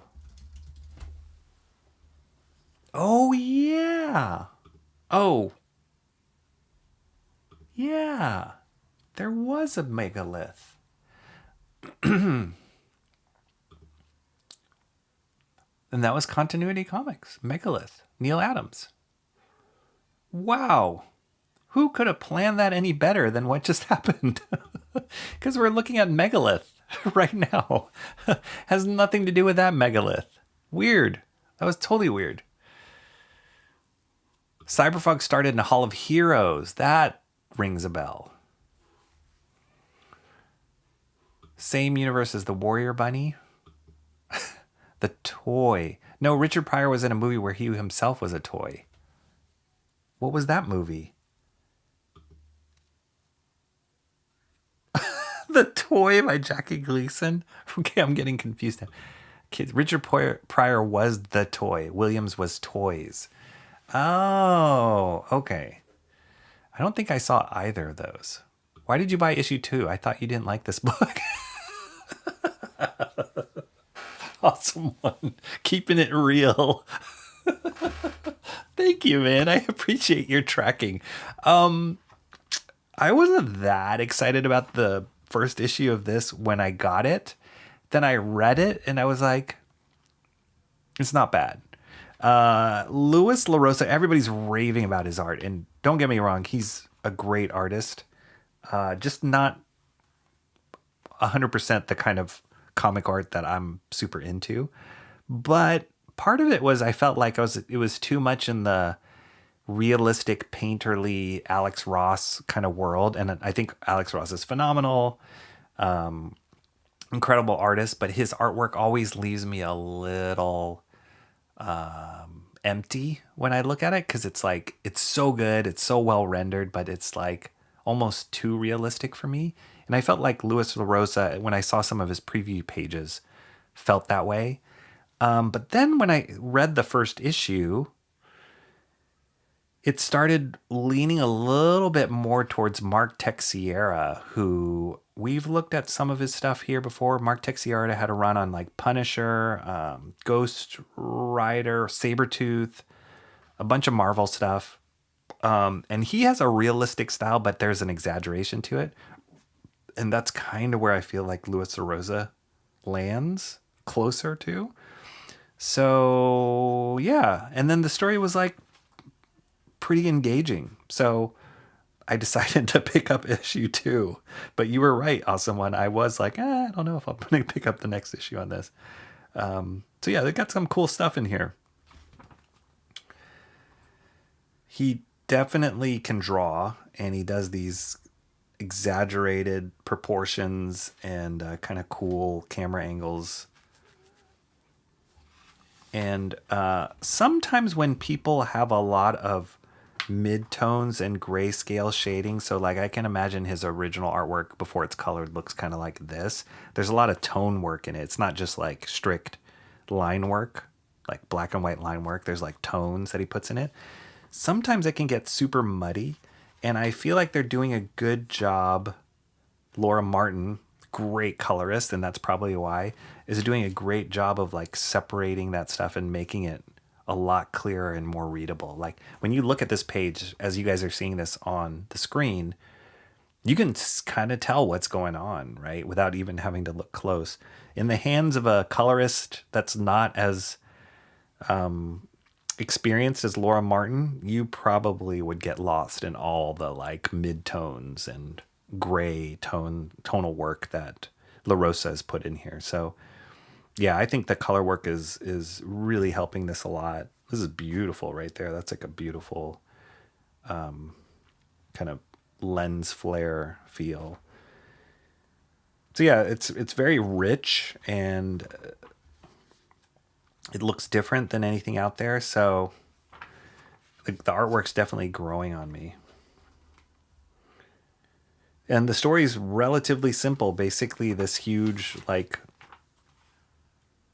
megalith, or this like it was this big structure, alien structure, just appeared in the middle of the city, and the military was like, holy crap, and they tried to get inside and try and figure out what it was, and it started fighting back, and then it, at the end of the first issue, transformed into this giant armored like character. It's cool. You feel like you're way up in the sky. Great color work. Laura Martin's awesome. It's great. Beautiful lighting. Very sci-fi. It feels like a Heavy Metal the magazine, or bande dessinée, like European styling. Kind of feels more like that over like standard American comics.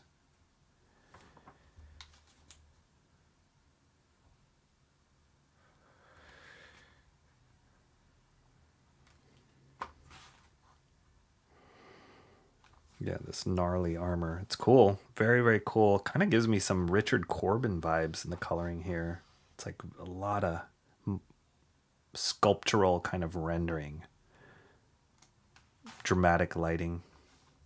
Look at that. That's awesome.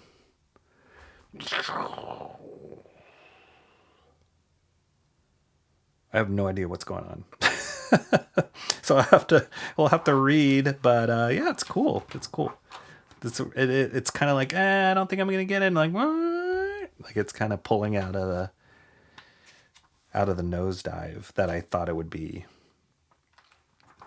And don't get me wrong, it's just, you know, I think Luis LaRosa is a great artist. It's just not my cup of tea, but this kind of stuff now is working for me, and I give a lot of credit to the coloring.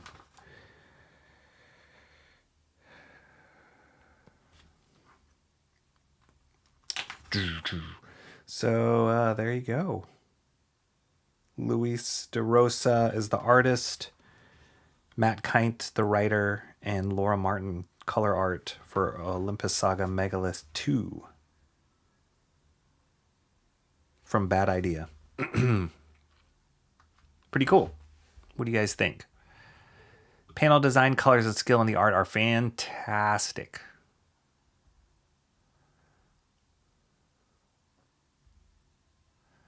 I thought there was The Toys. Wait. The one good thing about the movie Toys is that its existence made Robin Williams' passing ever so slightly less tragic.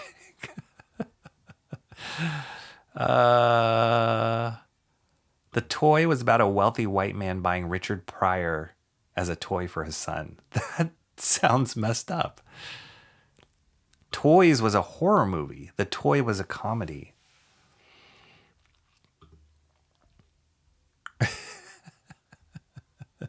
That's okay. We love it. We love all the like deep knowledge that only you can pull out, Mr. Monkey Boy 1969. Yes, I appreciate the knowledge. Yes, you probably kill it in those like trivia games. I thought that was the Toys or the Toys 2. Puppet Master, not Toy Master. I can't imagine Toys getting a sequel. I got a video game for Sega Genesis and Super Nintendo that managed to be even worse than the movie, though. I got a video game for Sega Genesis and Super Nintendo that managed to be even worse than the movie. For Toys? Mo Big says Lost in the Mid would be a great title for the document. Another one.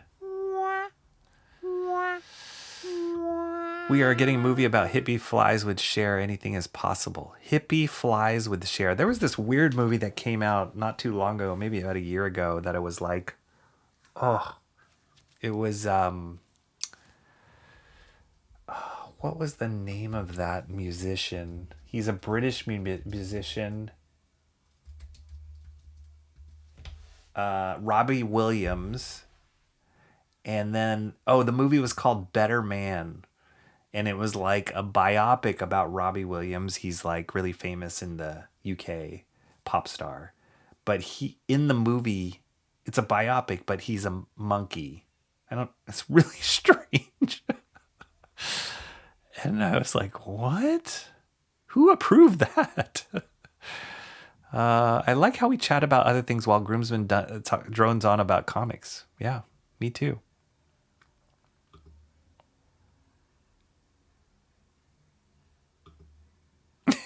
Sound effects. It looks like Starhenge from Liam Sharp does have similarities to that. I haven't read Starhenge. Is it good? I don't think I've really locked into that IP or Liam Sharp's work. I know he had a run on Green Lantern. He's worked on all sorts of UK books too. But Starhenge, I think, was his own IP.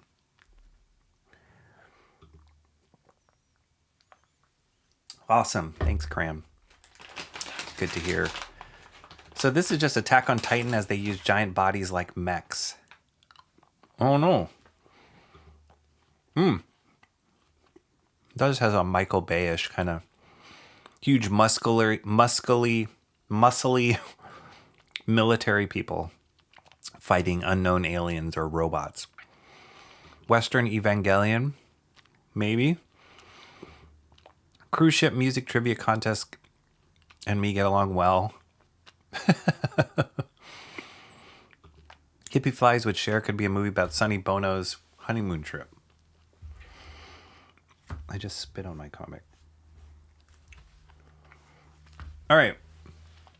This was Megalith was one I wasn't thinking I was going to pick up, and neither was this one. Valiant has been totally hit or miss for me. Their books being like Exo Man of War,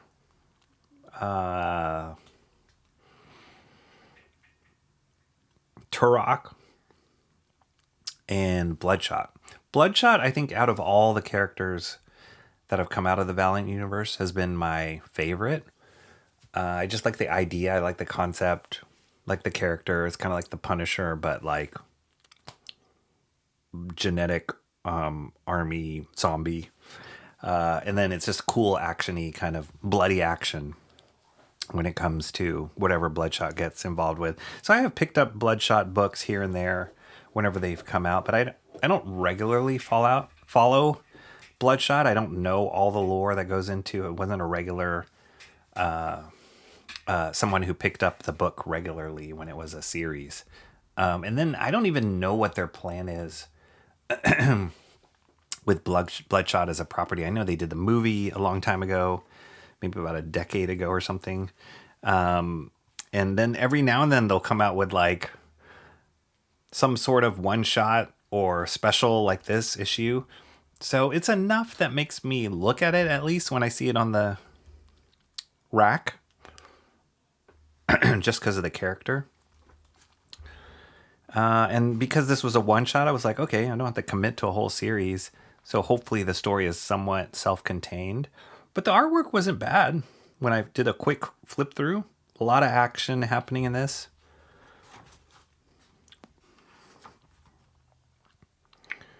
And there's these other characters that have the same, probably the same Bloodshot abilities.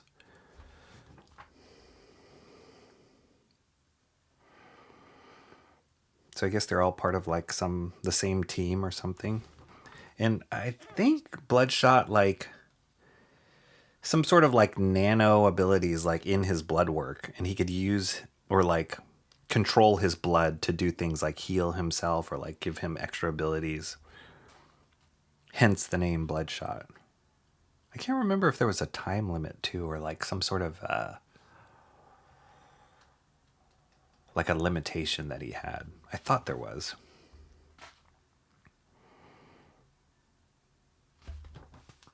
But yeah, there's some cool stuff going here. Some cool action.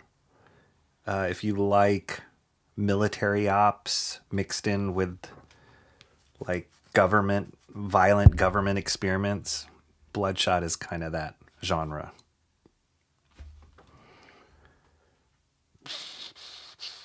And it's pretty consistent that the fights and the action in Bloodshot are pretty bloody. Hence the Bloodshot.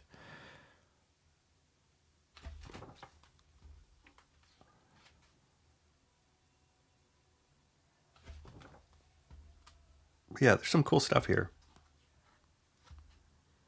Cool action choreography. I think he keeps like rebooting or reconstituting. Yeah, I don't know if any of you guys ever collected Bloodshot or followed along with it. There was a graphic novel I picked up a long time ago, and he was like a samurai almost at one point.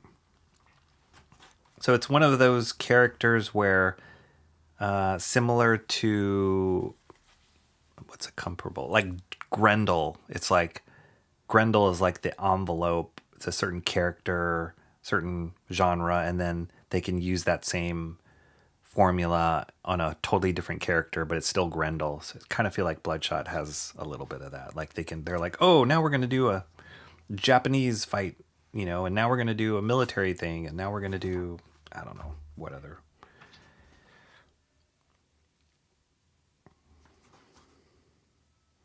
It's cool. Super bloody.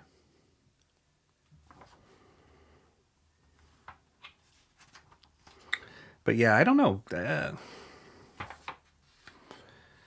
Valiant.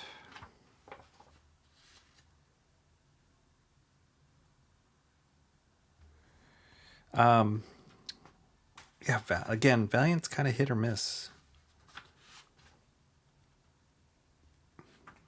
And I don't know how they're doing as a company. Like, I don't know how many of these. They've rebooted so many times.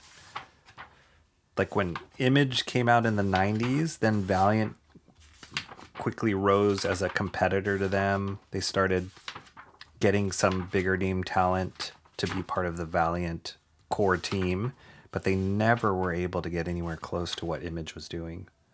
But they were trying to new characters, new art techniques. But yeah, they never had like a huge hit. Shadow Man was another character. Harbinger, Shadow Man, Exo Man of War. I think Robot, Magnus Robot Fighter, and then Turok were the ones that I remember from Valiant.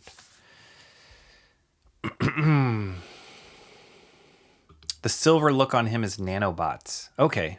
Robot Fighter is a universe where Bloodshot failed. Huh. Mr. Monkey Boy has another bladder issue. I like Rye. Yeah, that was the other one. Rye. Bloodshot is good when they aren't ruining him, but so are Ninjak. Oh yeah, Ninjak. I remember Ninjak. Ninjak was cool at the beginning. And then, yeah, just kind of went flat with the creative team because Joe Quesada started off on Ninjak. He did some stuff on Exo Man of War too. I like Exo and the dude that's a ripoff of Firestorm. Bloodshot looks the coolest. Yeah. Mr. Monkey Boy likes Dan Abnett stuff. Okay, what else has Dan Abnett drawn? Or, I'm sorry, written? Drop that in the chat. I know his name sounds familiar, just not totally versed. Mr. Monkey Boy dropped a YouTube link. What is it, Mr. Monkey Boy?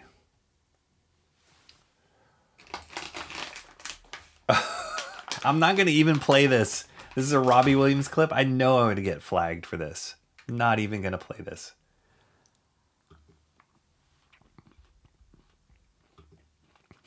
Rose on third.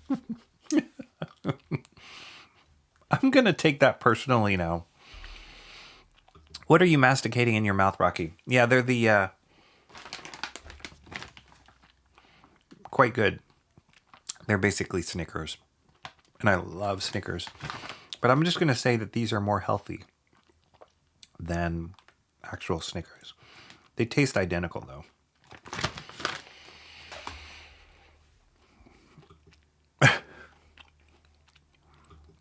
This isn't Vin Diesel as Bloodshot? No.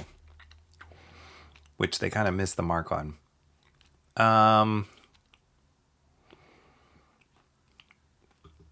Hardcore was interesting stories, but dumb character designs. Hardcore. I remember Jim Lee did a cover for Hardcore.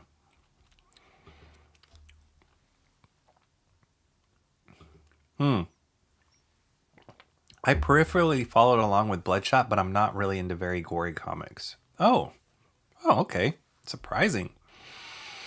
Valiant is kind of hit or miss. Hit, Bloodshot. Miss, Faith, or any comedy book. Manamore, I didn't like design-wise. I only liked it when Quesada was drawing it. But like the artists that Valiant picked in the 90s, a lot of them were just like mid-level. Like they had no flash or pizzazz about them or style that you could like latch onto. Every book that came out of Image was like style, style, style. And that's, as a kid, just kind of blew your mind of like how cool their stuff looked, even if the stories were crap. But Valiant, yeah, a lot of their artists were just like, I was like, okay, all right. Except when Quesada was on it. When he had style, but I don't know why he left, whether it was budget or he wanted to do his own thing. I don't know. After Crane left Rye, I didn't care. I do remember, is Crane the artist or the writer on that? That doesn't sound familiar. I tossed some new comics of Shadow Man. They made him a woman, and she is so super callous that she visits some friends and doesn't even care her friends get killed. Just a brief snooze and a handful of crackers. I can't stand the John Cena commercial of him selling so-called healthy bread. Cran also followed along, but Shadowcat for a bit, but it was just a phase. I have a Rye piece Clayton did for me a while back. Oh, cool. That's awesome. Oh, Clayton Crane. That's his name. Clayton Crane. He was the artist. Okay. Yeah. Art. Cool. That's awesome. He did a Rye piece. Nice. I'm pretty sure I don't think I have it on my shelf, though. I think it's in one of my back issue boxes. Okay, next. Oh my gosh. We're so behind. Absolute Green Arrow. This is a variant cover. So this is issue 2.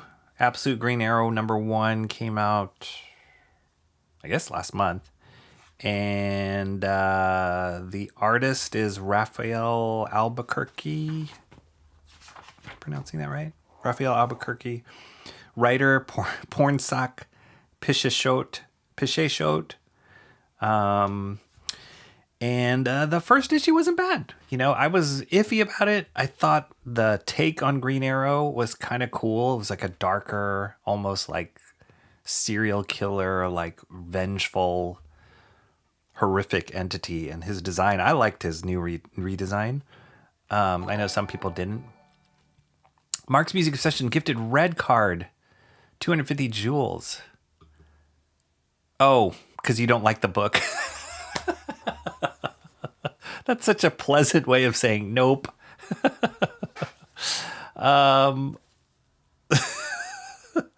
I thought it was kind of cool. And the first issue wasn't bad. It was pretty cool. Like, I was getting into it. So, you know, I think it's a limited series. It's not a whole, like, continuous run.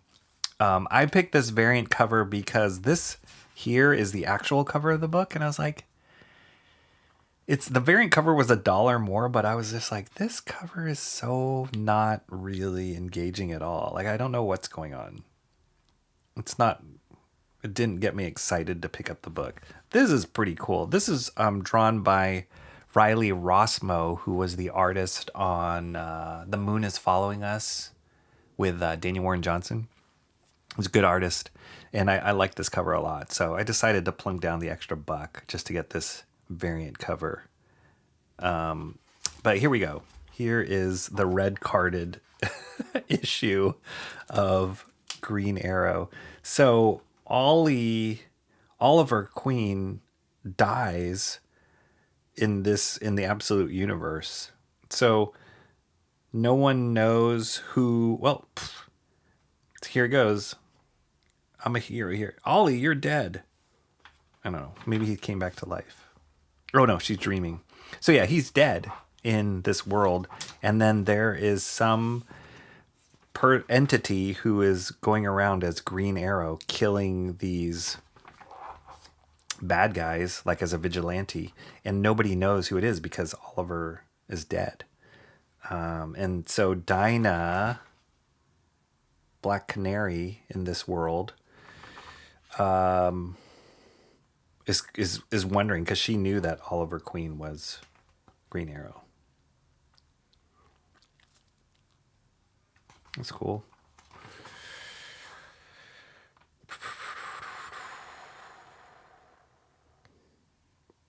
It's so funny that the device now for, like, back in the day, 90s, 80s, 90s, 2000s, they would use like a TV screen to tell you like, oh, we're watching news, but now it's the phone.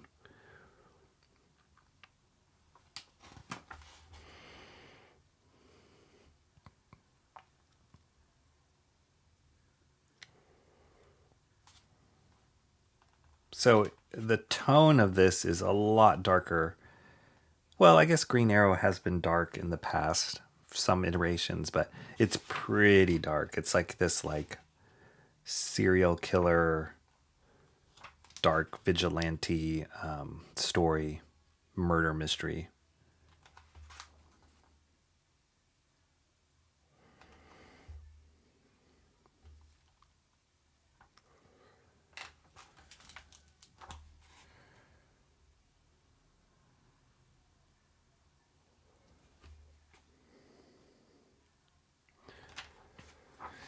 Got some girl fighting.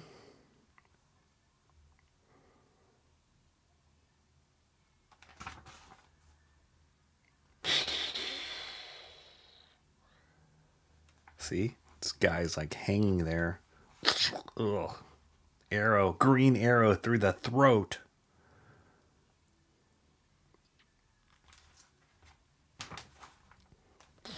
That's pretty cool. I like that. I love this mask. And he has this bow that's made out of like two swords crossed. It's kind of cool. It's like makes him a lot like deadlier than you would expect. Gives him an edge.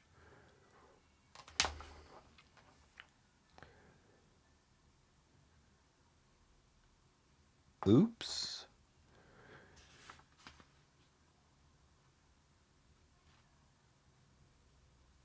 Oh, check this out, guys. I just found a typo. Speaking of typos, your fire end was trying to kill me. How did they miss that?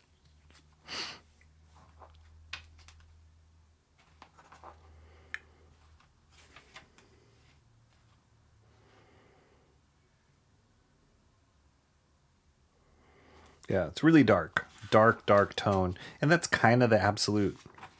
The whole Absolute universe is pretty dark in tone, but I don't know. I like this angle on. It's like a very, very cutthroat bloodthirsty Robin Hood. This is cool. Artwork's cool. I like the lighting on that. I can't believe they missed the fire end, though. This is Absolute Catwoman.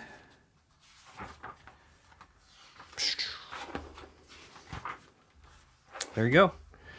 Mark's favorite book, Absolute Green Arrow. Absolute spelling. The editor is not editing. Some mangas mange start with a couple of colored pages. Some mange start with a couple of colored pages.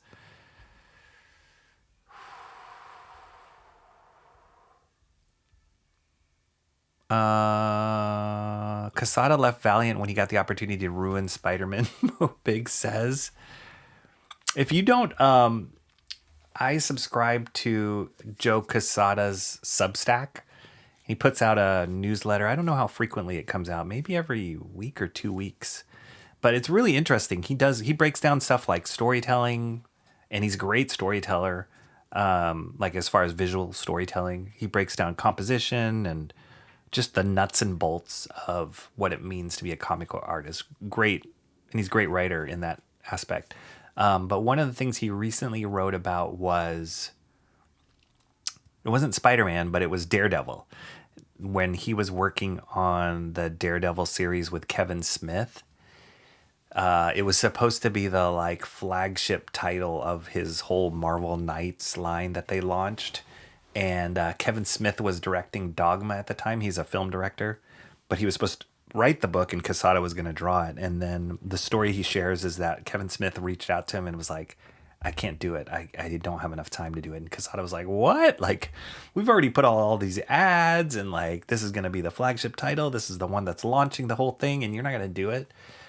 So it's cool. It's this interesting journey of how they had to like reconvince Kevin Smith to commit to doing it. And then how Kevin Smith's writing style was more for live action movies than it was for comics, and just like how a letterer, their impact on what goes into making comic books. Anyways, it's all really fascinating. So if you're interested in Joe Quesada and just his knowledge, I recommend his Substack to subscribe to.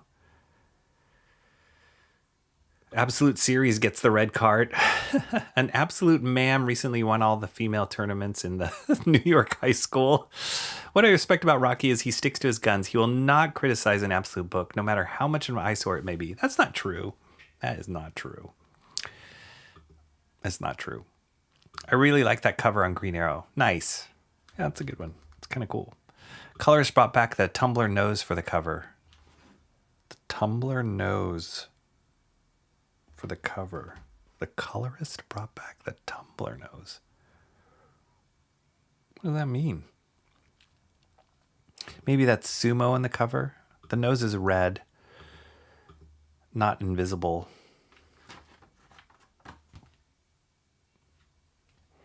Oh.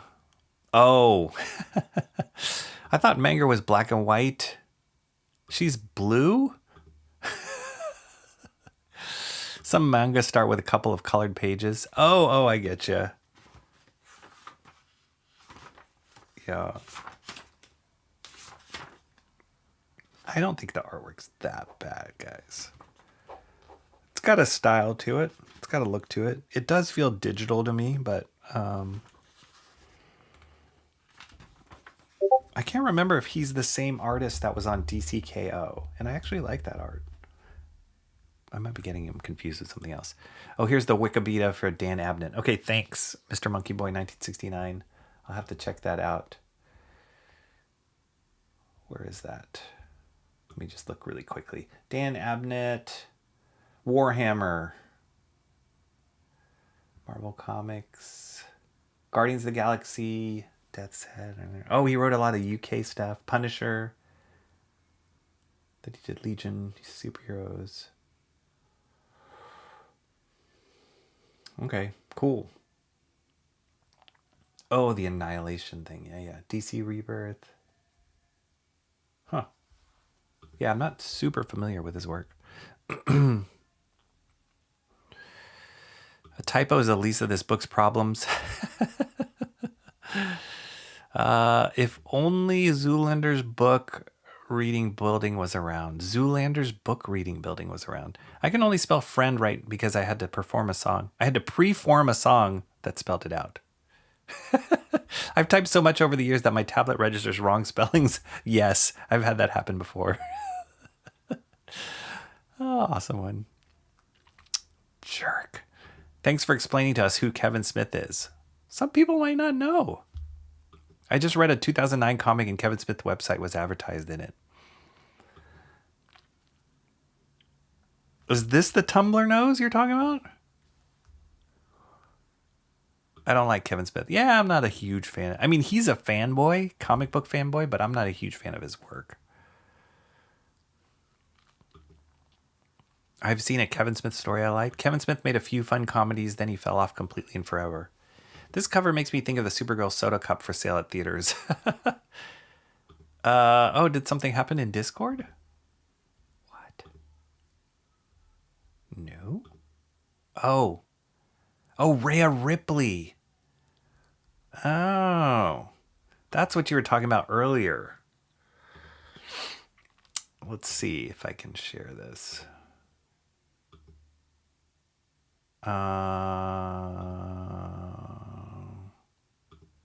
That's Rhea Ripley. That's what you're comparing her Dinah's design to. I got you, like the shaved head, the kind of masculine-ish look. Yeah, that's spot on. Cranberry likes Dan Abnett's work. Yes, that's the nose. Gotcha. Did I spell preform? Yes. Yes. Kevin Smith's Batman podcast is a recommendation. I gotta. Yeah, I wasn't really big into the comics that he did. Kevin Smith. Here we go. Are you ready, Mo Biggs? Do you need to take a bathroom break? Because I'm about to go over Absolute Batman. Absolute Batman 21. This is Two-Face in the Absolute Batman world. Awesome, in my opinion. Awesome design. I love this cover. Just the character in the center frame, and then this like flat graphic representation of the buildings. Unbelievable. I saw a variant cover to this, and I was torn about which to get, because oftentimes I will pick the Nick Dragotta cover because I love Nick Dragotta and I think he does the best covers out of all the variants. But he did a second cover for this, a variant on this. He did his penguin, so I picked this one up too. It's just cool. This is his penguin, and he has these like handicap crutches, but they're also Tommy guns. That's insane. That's insane. And he also did it in this like flat graphic representation of the buildings behind it. I thought they connected, but they don't. But anyway, I got two issues of Absolute Batman number 21 just because Nick Dragotta drew both of them. If they did that for all of these issues, like if they had Nick Dragotta draw two covers, I would be ending up buying all the covers. So don't tell DC. And they have had some great artists do variant covers for it, but yeah, I just love the covers that Dragotta does. I guess I could have just gotten this one and had this cover in it, but whatever. Okay, here we go. This is Mo Biggs and Mark's Music Obsessions vote right here. Absolute Batman, number 21. Last we met the Robins, which is like almost like a Power Rangers robot piloted team. And the version of what Robin is in this world, the Absolute world, showed up last issue. Now they're gonna start fighting, I think. Oh, geez, you guys can't even see with the shine. Look at that. Insane.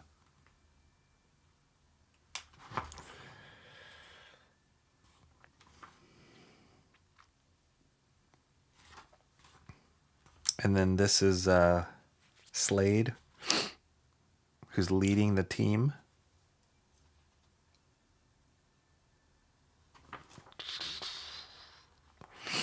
Come on. That's awesome.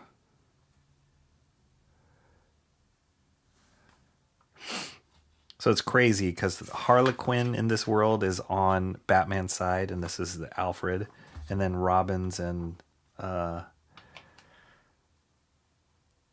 are against him, the Robins.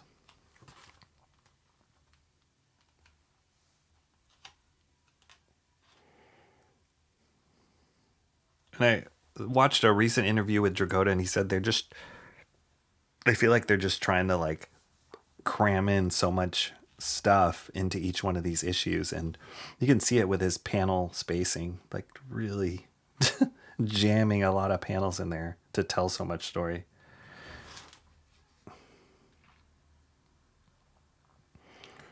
Say a flashback.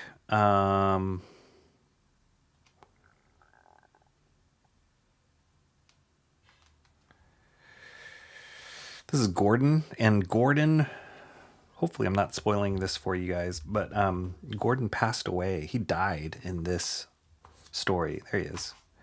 And his daughter, Barbara, is around. It was just announced she is going to have her own transformation into a character called the Bat, which she'll be like a vigilante character, and they showed her costume. I can share that too.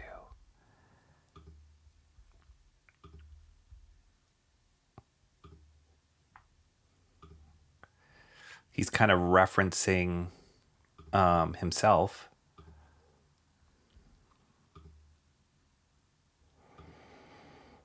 So this was the image they released in HeroCon of what Barbara Gordon is going to transform into, and her character is being called the Bat, not Batgirl, but the Bat. And she kind of takes on this vigilante persona to try and hunt down the people that killed her dad.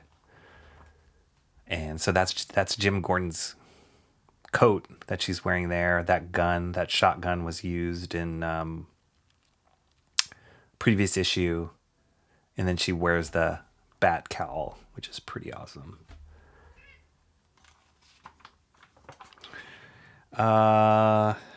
There's Two-Face. It's a straw man or scarecrow. Penguin.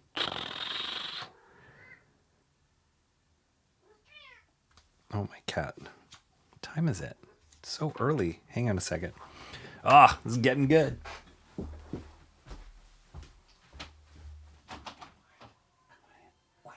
Quick.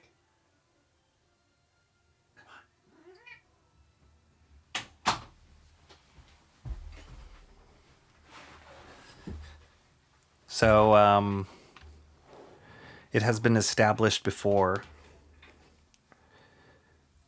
that Bruce Wayne, he like kind of works as a construction worker or whatever in the buildings.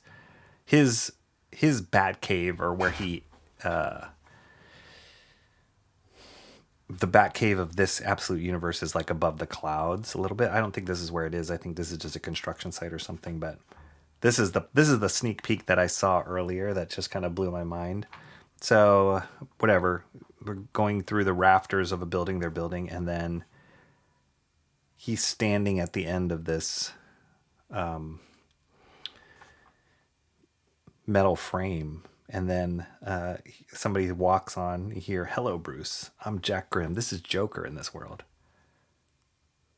So cool. This is it.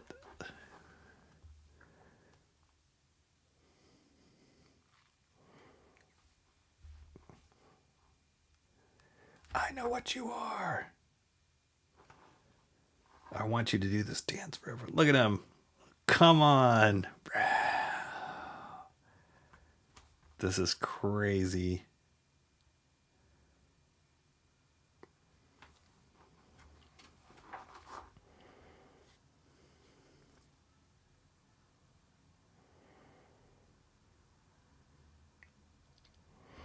they're starting to introduce Clayface here.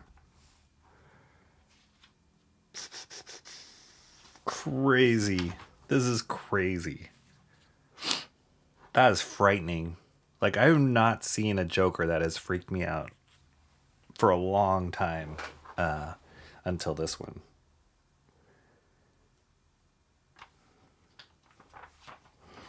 Super cool. All right, let me get to the hate.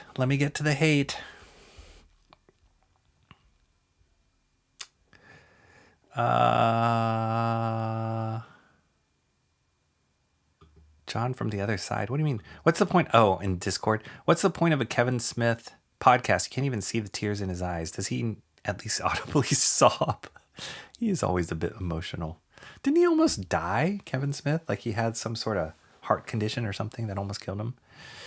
Obviously Green Arrow looked cool. Thank you, Adam. Some positivity here. I'm going to take this opportunity to remember my friend Felix. Absolute Malekith, the accursed. He's more professional than Batwoman because he loves it the most. It covers almost every episode of the OG Batman TV show. That's cool. Pretty sure if he was walking on barrels, he'd jam the guns more often. It doesn't matter. It's awesome.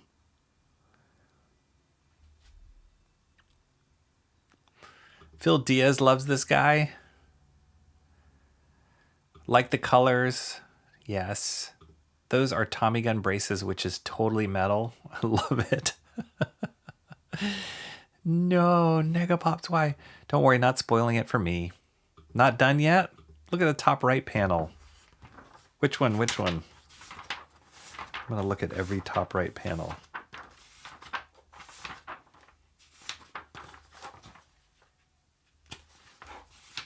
This one?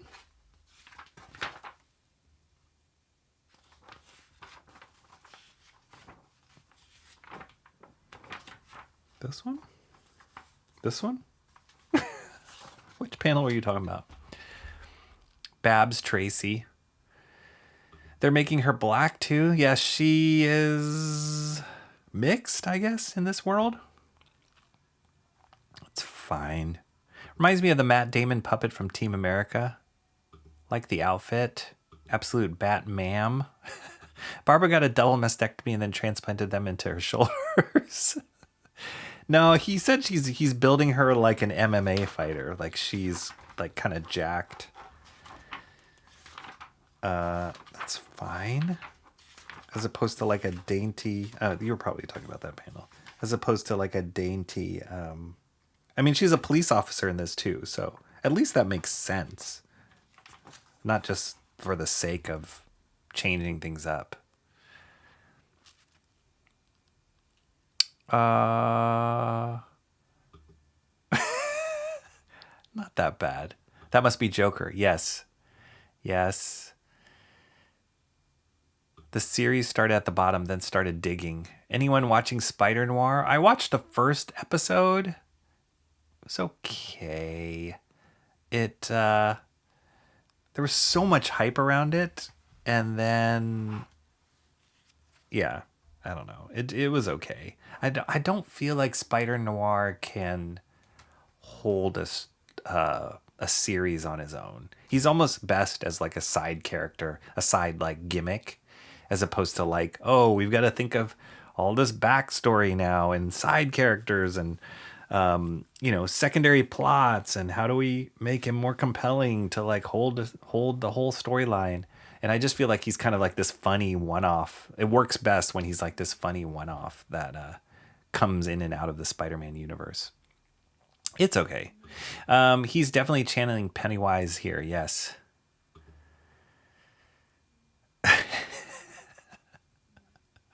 Mark says, I watched the first 3, haven't finished it yet. I like the Joker suit. Nice. What do we do with Pennywises? We burn them. Some people boycotting Noir because Amazon wants to make Stargate into a teen drama or some garbage, but they still want Stargate made outside that.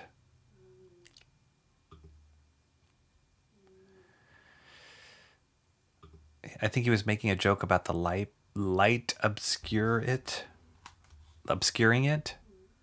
Talking about the retarded Matt Damon right panel. This one? It's just a quick panel. This is awesome. Come on. No? This is awesome.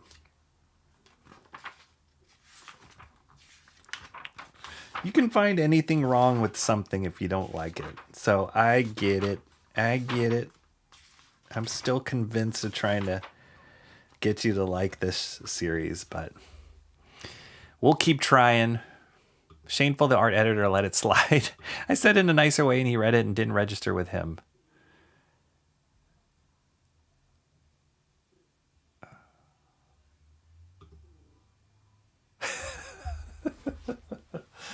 Oh boy. Okay, last book. Here we go. Makes more sense for Batgirl to be buffer at going ends. Yes, I agree. To be like this vigilante, she has no powers. She's just a tough cop. She's gotta be at least a little bit, jacked up as opposed to like a CoverGirl model. But I like that version too. So we'll see. I know that Dragotta, I've seen him draw this character type before in a independent comic that he worked on, and so I mean it's gonna be cool. I'm excited. Okay, this last book is a Marvel book that wasn't even on my radar. I heard it was coming out. I didn't even consider it, but I flipped through it at the store and thought, okay, I'll give it a try. And I looked at the creative team and I'm like, all right, here it is. Spider-Man Long Way Home. This is the foil cover, which actually didn't cost more than the regular cover, surprisingly. But this storyline, somebody probably can give me the backstory on this. I have no idea. This storyline is written by Jonathan Hickman, who is the creator and writer on East of West, the Nick Dragotta book. And then the artist is Adam Kubert, one of the Kubert brothers, which I didn't even know. Let me find the credits. Yeah, Adam Kubert. Jonathan Hickman, Adam Kubert. Don't know this colorist. Arthur Hesley. Frank Martin is oh no, not in this cover. But this is a variant cover by Dave Johnson. But yeah, it's got Punisher, Spider-Man, and the Hulk in it. And let's see it. Let's flip through it here. There's some cool things that were like, okay, cool. That's cool. Punisher. It's in some sort of dark ops in a military helicopter. That's pretty cool.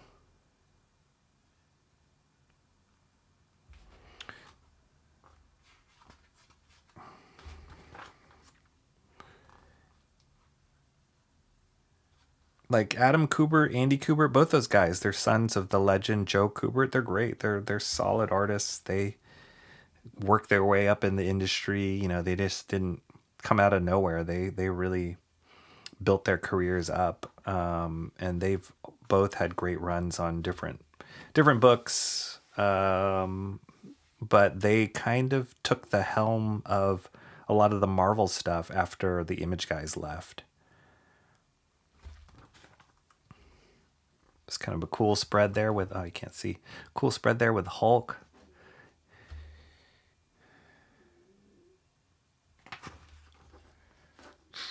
I'm not the biggest fan of the coloring on here. I know I talk about coloring a lot, but man, it can make or break a stuff.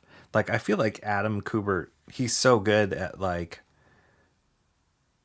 the black and white art, like from what I've seen and tons of other stuff that he's done. And I feel like a lot of that just gets lost here in the colors. It's really kind of darkish. It takes away from his line work. And here we go. Here comes...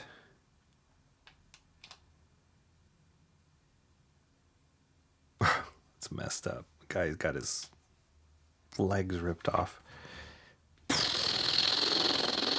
That's awesome. That's really rad. There's Hulk coming out of the flames. I guess he was the guy who ripped this dude's body. But yeah, all this gets a little lost. It's a little too dark. I almost want to see it in black and white.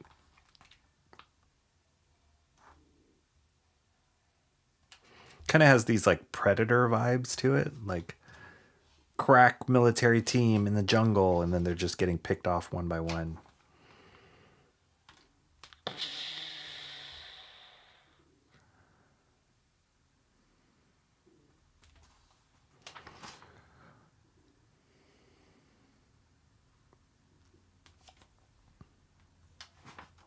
So there's some sort of cube they're going after. Some like cosmic cube or whatnot. And here's Spider-Man joining. Yeah, this coloring is a little bit too much. That's cool.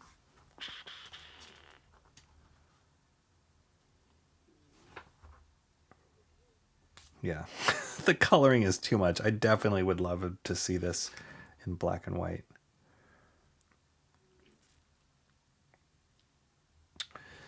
But yeah, it's interesting. I mean, Jonathan Hickman, he's a great writer. There's stuff that he's written that I've not been a big fan of. East of West is by far my favorite thing that I've read that he's written. And Adam Kubert's solid. If not for the colors, I would give this rating of the artwork a little bit higher because I think the colors distract from all the goodness that Kubert's putting into it. But still, kind of cool. And to have a book, a Marvel book with Spider-Man, Punisher, Hulk in it. It seems like there's a dramatic story they're building up to. This is, as much as I kind of just poo-pooed on the colors, this is awesome drawing. And it's always cool to see Hulk crossover with somebody like Punisher and Spider-Man. So yeah, I don't know the backstory. I should probably read up what it's about. Why they're all kind of crossing paths, what this cube is about. Is this a launching pad for a new series? Or is this just a quick crossover for these guys? But I'd say it's a bit of an accomplishment that I picked up a Marvel book I wasn't expecting to pick up this time, because that does not happen a lot these days, unfortunately.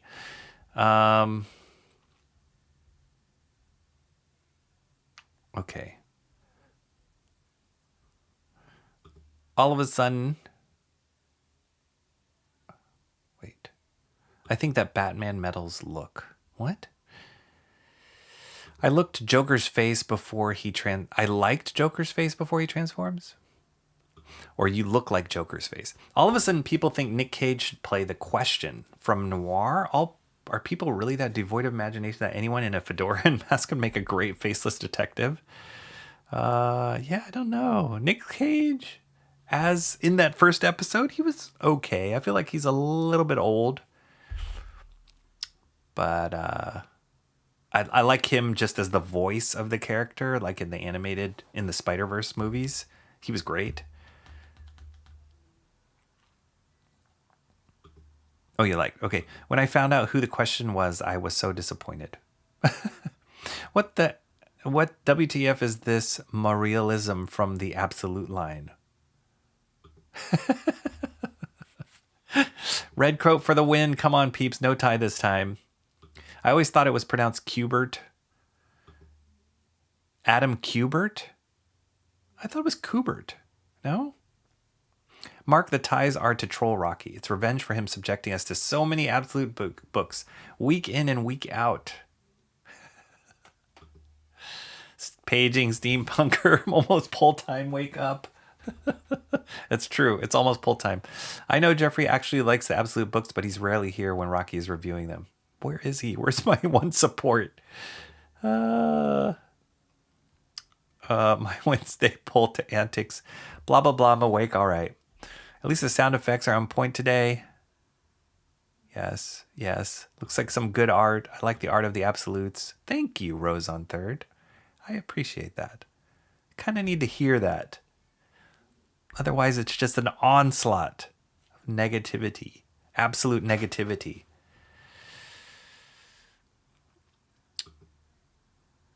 The chat ninja, the pickle ninja. Mark Redcoat is definitely interesting, maybe enough to outweigh my interest in tying the polls. Wow. I appreciate John's correct diagnosis. Either Redcoat gets every vote or we go for the tie. Mark, I'm cool-lickled. How are you streaming it after your epic 24 in 1 second marathon? I am a little tired, but half of that stream, I wasn't even live. It was just stuck on loop. Okay, one more Snicker for the road. Why do I dislike this book? Oh, I'm sorry. That's not a knife. That's a knife. Welcome, Michael Bancroft. And thank you for coming again. That's why. That's why he's here. Everybody's saying hello. Emo vote time. You can't let Mo get to you like that, Rocky. No, I don't. I enjoy it. I really do. I absolutely enjoy it.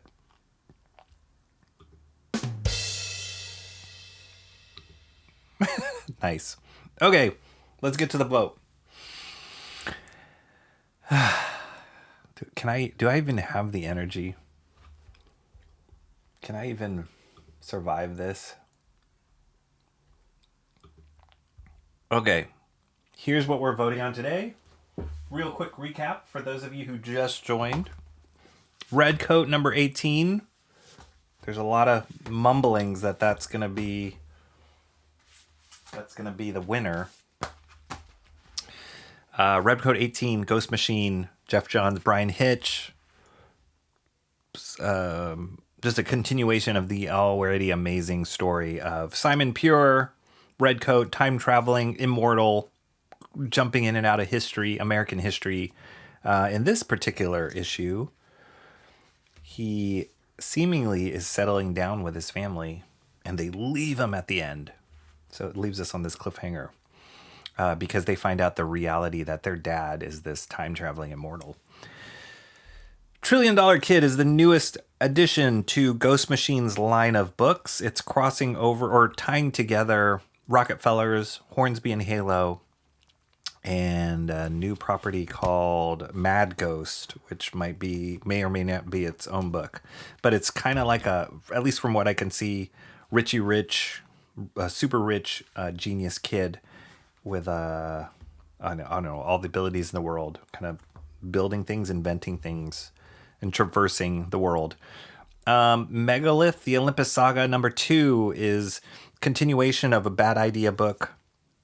Large alien giant monster lands on Earth and the military doesn't know what to do. They're trying to figure out what it is and what its purpose is. And some stunning artwork from Louis LaRosa and Laura Martin as the colorist on that one. Bloodshot Special One Shot. It's the Valiant from Valiant Comics, and it's their classic IP character Bloodshot in a one-shot special. So if you like that character, it's more of the same.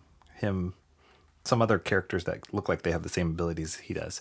Absolute Green Arrow, the newest edition, or not newest, one of the newer additions to the Absolute line and DC's Absolute line, continuing the story of who is Green Arrow, because Oliver Green, is that his last name?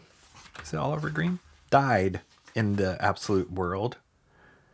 Oliver Queen, died. And so his, I don't know if it was his fiance, girlfriend, wife, Dinah, aka Black Canary, is trying to figure out who is this mysterious figure that's taking on the Green Arrow mantle and killing all these bad guys in the town violently. Who is this person? Is it my former lover or somebody else? That was a pretty good summary. Absolute Batman, number 21, the 21st issue of this monster juggernaut in DC Comics. Absolute Batman, one of the best-selling comics right now on the market. Written by Scott Snyder, artwork by Nick Dragotta, continuing on the awesome stories that they're building. We get a little bit more peek on Absolute Joker in this, Absolute Two-Face, and Penguin. And then they're starting to introduce Clayface, I think is the next one that they're going to bring onto this Absolute line. And then finally, Spider-Man Long Way Home by Adam Kubert, and written by Jonathan Hickman. I don't know what it's about at all, but you basically get Spider-Man, Hulk, and Punisher in a story in the jungle. It's like Predator meets three of the classic mainstay characters in the Marvel Universe. I don't know if it's setting up something bigger storyline. I'll let you know once I read it. But some cool artwork in it, and it made the artwork alone made me pick it up off the stands because I wasn't planning on to. Okay. Whew, I need to breathe. Here's a straw poll. Posting it in the chat. Did it post? Goodness, don't tell me that my internet dropped out. Okay, there's the straw poll link. Pinning it to the chat. Have at it, folks. Go bananas. How many people are watching right now? 13 people watching. How many people are viewing on X? Where can you see how many people are viewing? 13 people watching. Oh. How many people are I just heard myself talk. I don't know where it says people are viewing it. But there's a good amount of people, 12 people watching now. Good amount of people, enough to vote. Unfortunately, it's an even number. So we'll see what happens. Let's see. I will catch up in the chat while you guys vote.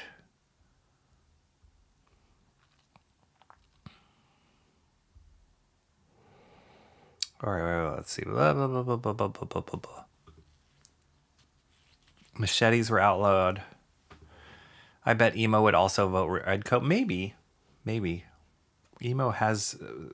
she has expressed that she likes Redcoat a lot. Mark's Music Obsession definitely likes Redcoat. Wow, 6 votes. Strong lead here for Redcoat. 6 votes Redcoat. 3 votes Absolute Batman. 3 votes. That's 3 more than I thought it was getting. Megalith gets 1. There is a storm going on, Cranberry. Is that right? Don't go out in the thunderstorm in your coolickle haub. Rocky doesn't like my obscure one, so I'll explain that Pickelhaubs are those German spike helmets. Oh. That could be awesome. Just got here. Time to vote. American Discord. Yes, Shelby, time to vote. What are you voting for? Do you know about any of these books? You missed last week. Last week we had Youngblood 100 on the docket, and I know you had a part of that one. When Your Father is Vandal Savage. Huge storm going on here. Get that vote up so mine counts before the lights go out. Nice. Is there a show tonight? Michael Bancroft? Oh, yeah, you are... oh, yeah. Where Shelby is. Shelby will vote for Emo. If anyone doesn't vote Redcoat, we have to go for the tie. Sorry, Mark. Bloodshot, what? Thought that company was kaput. They come out with like a one-shot here and there. I know they did like a Bloodshot. They were trying to get on that like black, white, and red trend that like Marvel and DC were driving into the ground. I know Valiant did that. That was the last Bloodshot book I think I picked up. But yeah, this is just a one-shot, so I have no idea. I want to find out a little bit more on what's going on with Valiant, because I don't even know how they're still doing stuff. Yes, not Oliver Green. That would be too obvious. My name is Oliver Green Arrow. I vote Batman gonna leave for Starbucks. Awesome One says, nice. Alien Books picked up Valiant. Oh, okay. Rocky, you'll be happy to know I didn't hate the cover for Absolute Green Arrow. I'm glad. Awesome One wanted the tie. No chance. I think we're good. I hit enough for the both of us. Mo Biggs might have a problem with that, though. Must be present to win. Rocky is attempting to sway the vote towards impartiality. It won't work. $1 Trillion Kid was so awful it made Absolute Batman look like trash, but not trash that's been sitting in the sun for days like usual. Wow. I will agree with you. $1 Trillion Kid did not look, the artwork didn't look super appealing. But I'll read it for the story. I'll see. Just in time. If you went to Starbucks, that was fast.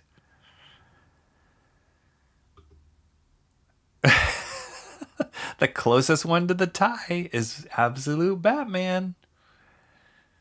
We're going to have a fair vote, Rocky. Don't doubt it. Okay. Forever Master Study stream is catching up to this stream in the background. That would be awesome. We're about to loop ourselves. I just wish a different book was pushing for the tie with Redcoat.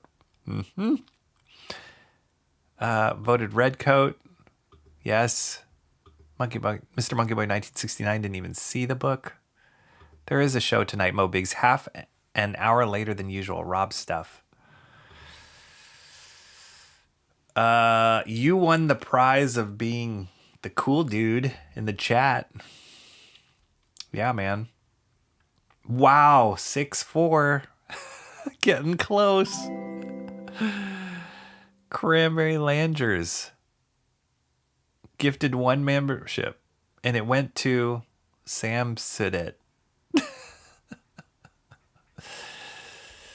Aww.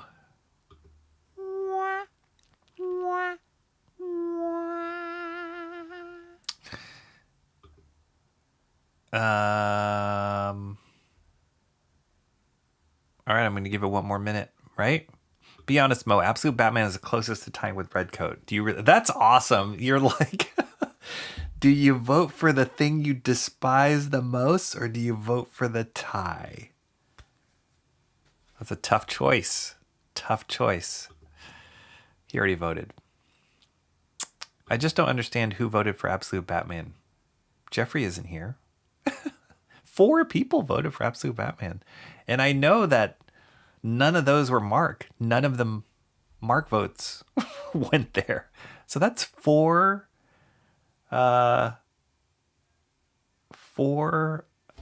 unbiased votes. But nobody wants to come clean. It's just like politics. Nobody wants to say they voted for Trump. 12 watching, 11 votes. Call it. Not enough of a landslide. Big Boy Burgers needs a vote for Redcoat. 6 and 5 people. Mark's getting nervous. The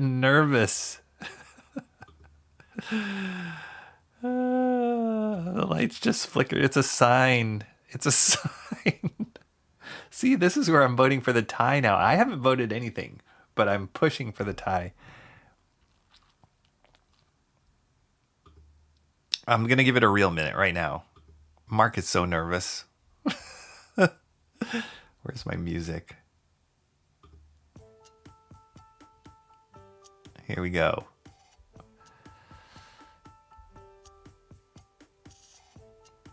It's close. Internet gonna crash soon.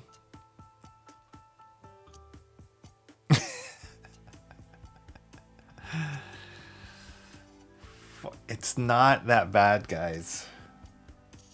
It wouldn't be the end of the world.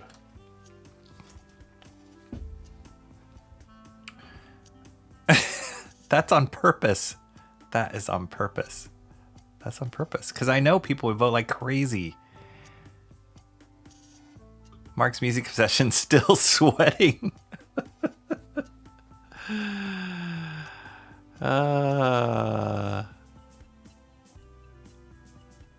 Three terms were a thing, I'd vote for Trump again, Rose on third says.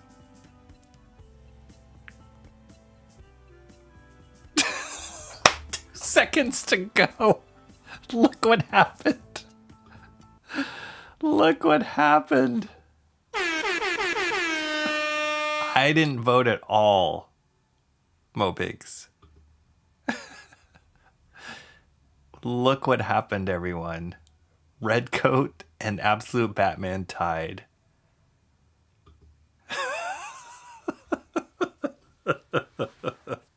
Do it. Do it. I don't know what to say, guys. I think it's a bot. I have no idea what happened.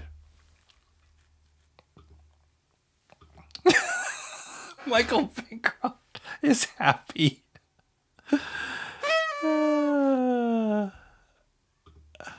Victorian gal. Did you do it? The tide has turned. Mark's music obsession. We just lost. I just lost a member. What happened?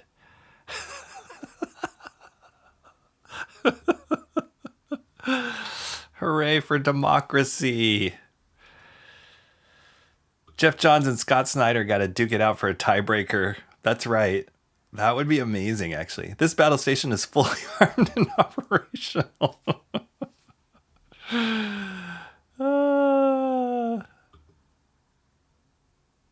We need to turn on the lights here. There's something going on. Something sneaky going on. Are you kidding me? This is amazing. I don't know how this happened. I didn't vote. I honestly didn't vote.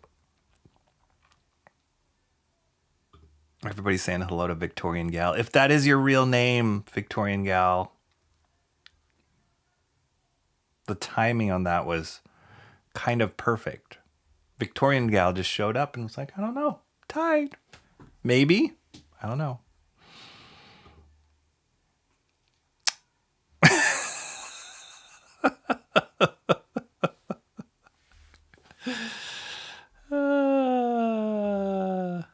Oh my gosh, you guys. Did it happen? Is that it?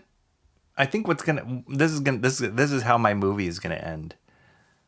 Is that all will be revealed, and it's gonna just be 2 people are really in this chat. It's not really 10 or 11 people, it's just 2 people, and they're all making alt accounts.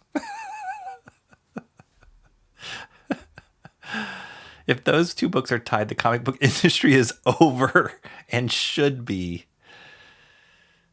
That was me who tied the votes. Wow. Amazing. I can hear Megalith cackling. Oh, goodness gracious. This is incredible. This was an incredible poll, guys. I didn't realize it would turn out this way. I have an alt, but the alt is also Mo Biggs. I only have it in case Bancroft ever makes my wrench.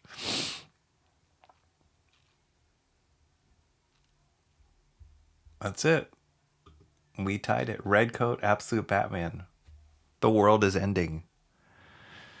Give peace a chance. Just give peace a chance, Mark's music obsession. Michael Bancroft says, I won't stand for this alt discrimination. We did it, guys. I don't know how that was pulled off. That was... So, let's see. If there was alts, doesn't that all kind of cancel each other out?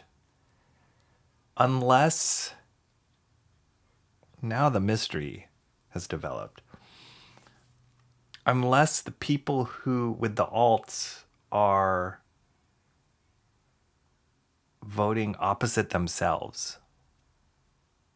Does that make any sense?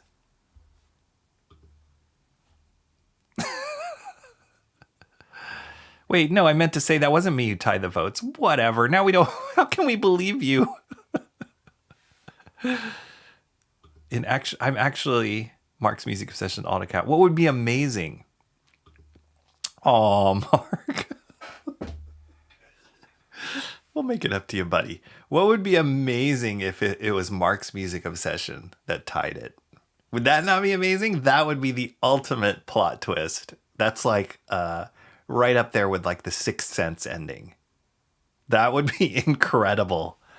I would have to like bow down if Mark's music obsession was the one who tied it for Absolute Batman. Look, Rocky, the best book was obviously Redcoat, but the ties must flow. That's right. That's how it goes every week. The ties have spoken. Cranberry Landry said, Megalith was me. Everybody's coming clean. Oh, goodness. All right. Well, I think my work here is done. I think we did a good job. Hopefully you guys saw something. I don't know. I don't know if anybody saw anything that they liked today. Let me just double check this really quick. Oh no, I guess it went away. Did it go away? Weird.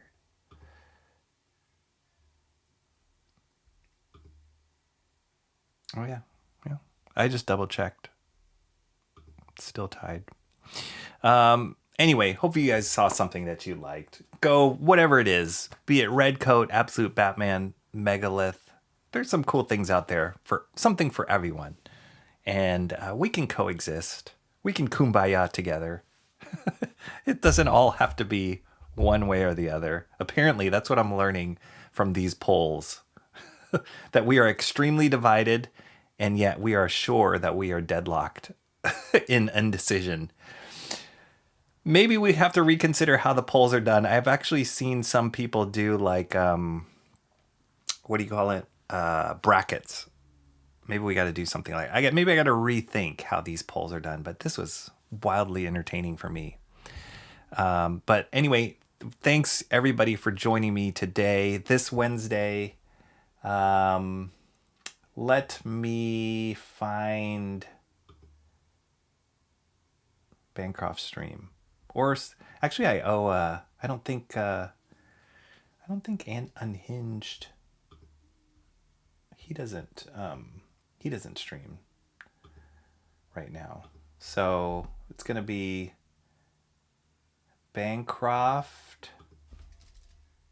What is it called, Bancroft? Art share. Do you have it set up?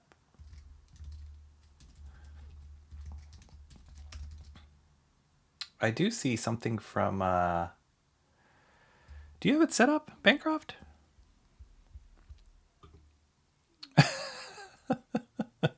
I saw a man pulled equally in two directions and I was content. My boozle has been banned. Redcoat forever. Nice. There will be a second and third print for Youngblood 100 coming up. Nice.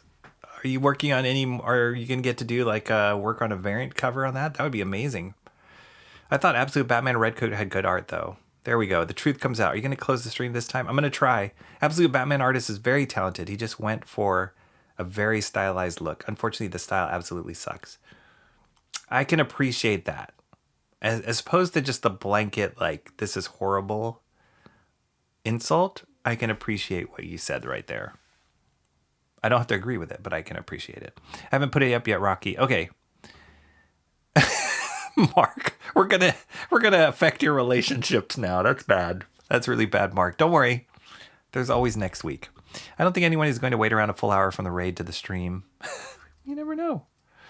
He's doing it later day due to Robbie. Okay. Job is done. American Discord. Well done, Shelby. I wish you were on the stream that I looked at it. Maybe next stream that we cross paths, or maybe if you do it on your stream, I would love to know which pages you worked on.